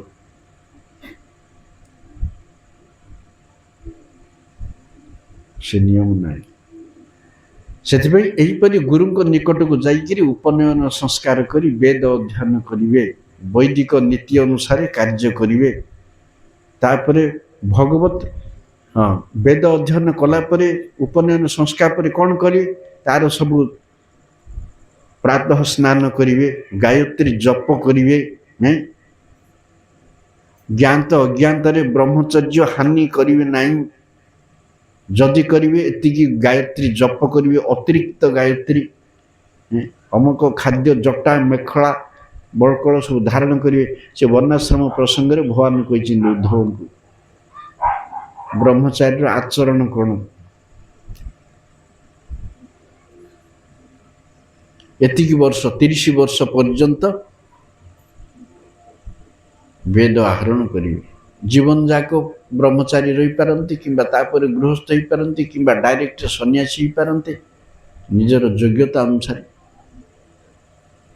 ସନ୍ଧ୍ୟା ବନ୍ଦନା ପାଠ ଏସବୁ କରିବେ ଏଗୁଡ଼ାକ କ'ଣ ନା କୃଷ୍ଣ ଅନୁକୂଳ ବିଷ୍ଣୁ ଅନୁକୂଳ କାର୍ଯ୍ୟ ସବୁ କରିବେ ବିଷ୍ଣୁ ଅନୁକୂଳ କାର୍ଯ୍ୟ କରି ଭଜନ ସାଧନ କରିବେ ବୋଲି କୁହାଯାଇଛି ଇଏ ହେଉଛି ନୈଷ୍କର୍ମ୍ୟ କର୍ମ ଯୋଗ ବିଷ୍ଣୁଙ୍କର ଅନୁକୂଳ ପଦ୍ଧତିରେ କର୍ମକୁ କରିବେ ନହେଲେ ନରକ ଯାତନା ଭୋଗ କରିବେ ଯେଉଁମାନେ ବିକର୍ମ କରନ୍ତି ସେମାନଙ୍କର ବାରମ୍ବାର ପୁନର୍ଜନ୍ମ ହୁଏ ନରକ ଯାତନା ଭୋଗ ହୁଏ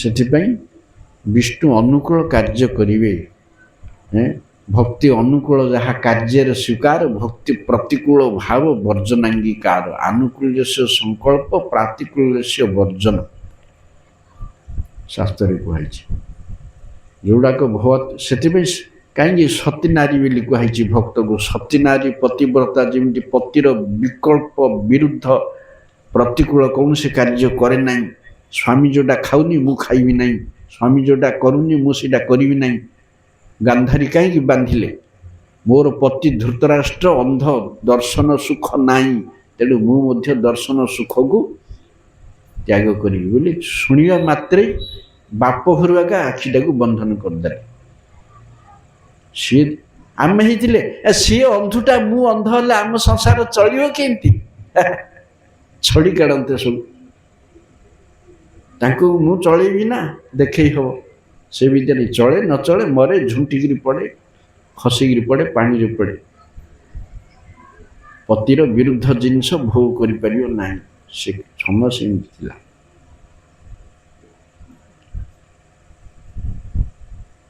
ଏବେ ପତି ରୋଗୀ ହେଲେ ମାଇକିନା ପଳଉଛି ଯାଇକିରି କ'ଣ ନା ମୁଁ କାମ କରିବି ଖଟିବି ନହେଲେ ମୋ ପିଲା କେମିତି ପୋଷିବି ସେ ପ୍ରକାର ନଥିଲା ଧର୍ମ ଯୁଗରେ ସୁଦାମା ଭଜନ କରୁଥିଲେ ବୋଲି ସ୍ତ୍ରୀ ଯାଉଥିଲେ କି ମାଗିକିରି ଖାଇବାକୁ ନାହିଁ କିଛି ନାହିଁ ବୋଲି କିଛି ନାହିଁ ସିଏ ଖାଉନି ବୋଲି ମୁଁ ଖାଇବିନି ସିଏ ଭୋକ ରହିଛି ବୋଲି ମୁଁ ଭୋକ ରହିବି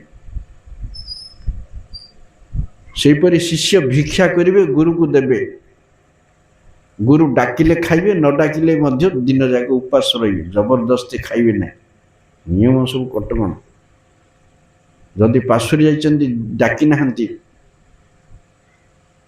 बोले आसबेनि खाइबा भोकर रही सेहीपरि विष्णु अनुकूल कार्य ही करेंगे कले से कर्म सत्कर्म से कर्म करिया व्यक्ति नैष्कर्म्य से समस्त कर्म जगत रे कले मध्य केबे बंधन रे पड़िबे नाही ताकू कहा जाए कृष्ण चेतना रे कर्म सब कृष्ण को निमित्त कृष्ण संसार आ खाली मंतुटे नहीं जाइकिरी याडे घांटी होइकिरी हासिकी कृष्ण संसार हेबड़ा कुआड को नहीं हैं सेड़ा को कुआड को नहीं ए घर मौसी से घर पिउसी आमे गृहस्थ हिचु परा गृहस्थ हिचु गृहस्थ हो गला याडे नाम कई नबु चुचारे सियाड़े कर्म क्षय हुई इे गोटे गोड़ सियाड़े गोटे गोड़ विष पीबी अमृत पीबी यहाँ कौटे हम ताकू धरे लाकू धरे कर्म को धरे ना भक्ति कर्मांग ना भक्ति अंग है नृग रजा एत गाई दान कर भगवान पचारे परा तुम कहीं एंडुओ होइथिल ना मु एड बड़ दाता दाता मानकर लिस्ट रे मो ना अच्छी आपण जानिथिबे हैं मु एते गाई दान देइछि सेते धूलिकणा नाई संसार रे इंद्र सेति वर्षा करनी कि आकाश रे तारा नहीं कि वृक्ष रे पत्र नहीं एते गाई देइछि दुधियाली गाई जौवन गाई पुणी सिंह को सुनारे खुरा को रूपारे कोटिंग करिकिरी देइछि हैं तथापि गोटे गाई एपट सेपट हो जिबारु अज्ञातरे मोर नरकवास हला हेले सीटा वास्तव में नाई जीव गोस्वामी कौन कहते जदिओ यहाँ रजा कहले किंतु रजा तो दायी नाई ना रजा जानिक से काम करना से दलुटे गाई गोटे ब्राह्मण को देदेले सीठू गोटे गाईटे फेरी आसिक आंक दल में मिसीगला कोटी कोटी गाई दिया कि हिसाब रखुची मिसीगला रजा से गाई सहित आउ गोटे ब्राह्मण को देले देबारु बाटे से ब्राह्मण देखला यहाँ मो गाई तू कड़ू आणलु ना रजा देले हैं रजा चोरी करी अन्य को दौची ये कहला चोर गाई मु देविनी दी जन जाक आइले पाटी तुंड कले रजा कहला मु कुआडे जानिछि कि कुआडे आसे मिसिला ए गाईटा जणे नियो ता बदले रे आउ 100 गाई आउ जण को देबी किए राजी हेलेनी पळैले ता फळे रजा नरकवास हला अज्ञात पाप करिकिरी मध्य अच्छा एंडो हला उद्धार केंदी पाइले ना कुष्ठ उठैले कुष्ठ उठा को किए कही कि कुष्ठ कहीं आइले उठा को जदि पापी प्रति से वास्तव में भक्त कृष्ण अनुकूल भक्त किंतु ए अवस्था कहीं है जार कृष्ण दर्शन कपाल अच्छे तार एंडो जन्म कहीं है निकृष्ट जन्म जीव गोस्वामी कहते ये भक्त होकर कर्म काम कर गोदान हूँ तुच्छ कर्मांग गो सेवा कराई कहुई गोदान ना गोदान कर्मीर काम तमें भक्त होकर गोदान रूपक तुच्छ गोदान रूपक कर्मांगरे नियुक्त थिल तेणु एंडु है कृष्ण दर्शन कपालटा भक्तर अच्छे ना कर्मीर अच्छी तेणु विषय वस्तु बड़ गहन खाली नाम नहीं जाइए कर्म राज्य उट्रु उट्रु हेले हम नामर मर्यादा रखिपारे नाम नेले हम ना नाम पाखे अपराध हो पड़े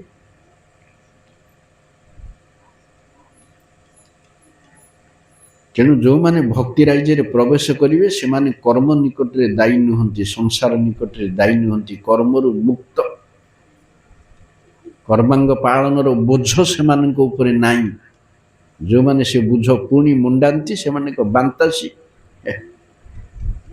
आउ कौन गृहस्थ हो सबुरे खटू खटू खटू गला नाम कहीं नहीं मालटे कहीं धंदा इे वैष्णव आयु पंगत बस पड़ू खाइबा सियाड़े पड़ू भोजी खाईद है ये आखिमरा काम कल क्या ठकियो एड़ा आत्मवंचक एड़ा आत्मवंचक सियाड़े अमुक फंक्शन अच्छे जी बुलिया ये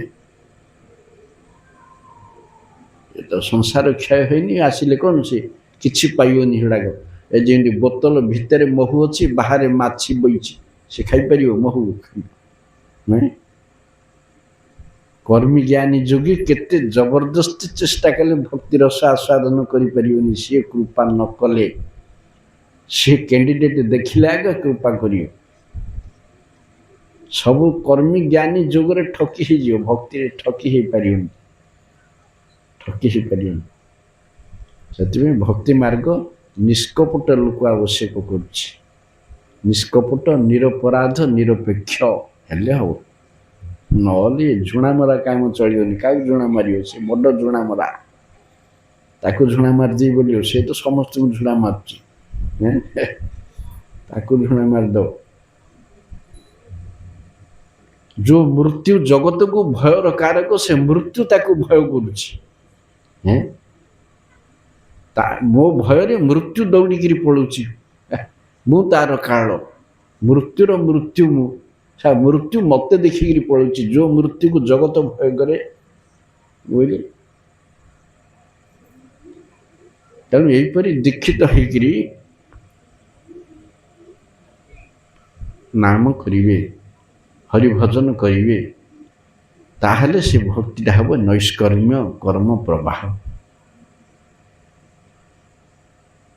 सेतेबेले राजा कहले कर्मयोग कौन या कहुए कर्मयोग जितेबले गृहस्थ आश्रम भितर विष्णु को संतुष्ट करिवे विष्णु आराध्यते पंथा नान्यत तत्तोष कारणम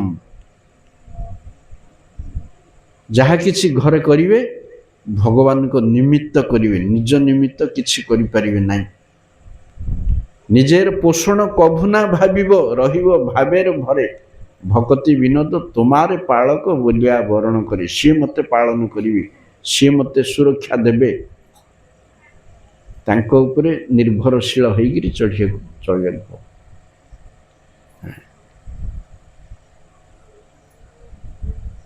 किए गाली कले किए बाड़ेले ताड़ित हेले किंबा भर्षित हेले प्रतिवाद करिवे नहीं सह्य करिवे कौन सी सिद्धि ज्ञान विद्यार अधिकारी हेबे नहीं अहंकार प्रदर्शन करिवे नहीं न्यून तृण होइगिरी रहिबे तरुपरि सहिष्णु हेबे एपरि हेले निरुपाधिक भक्त सेतेबेले तार से फल पाइब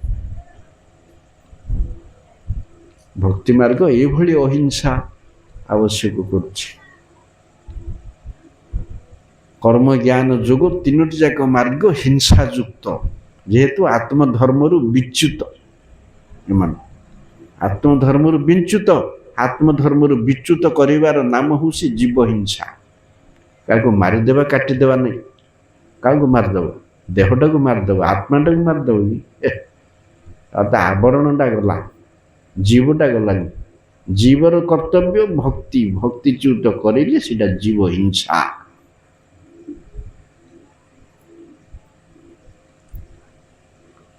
तेणु ये प्रश्नर उत्तर देले आबिहोत्र आसंता काली परवर्ती प्रश्न होची जो माने सब न करती तांकर गति कौन हुए जगत को जनइया निमि महाराज प्रश्न कले जो माने हरिभजन करती नहीं सत्कर्म करती नहीं तांकर गति कौन हुए से माने की फल पाते आजिर उत्तर देला आबिहोत्र काली के उत्तर देवे चमस हरे कृष्ण।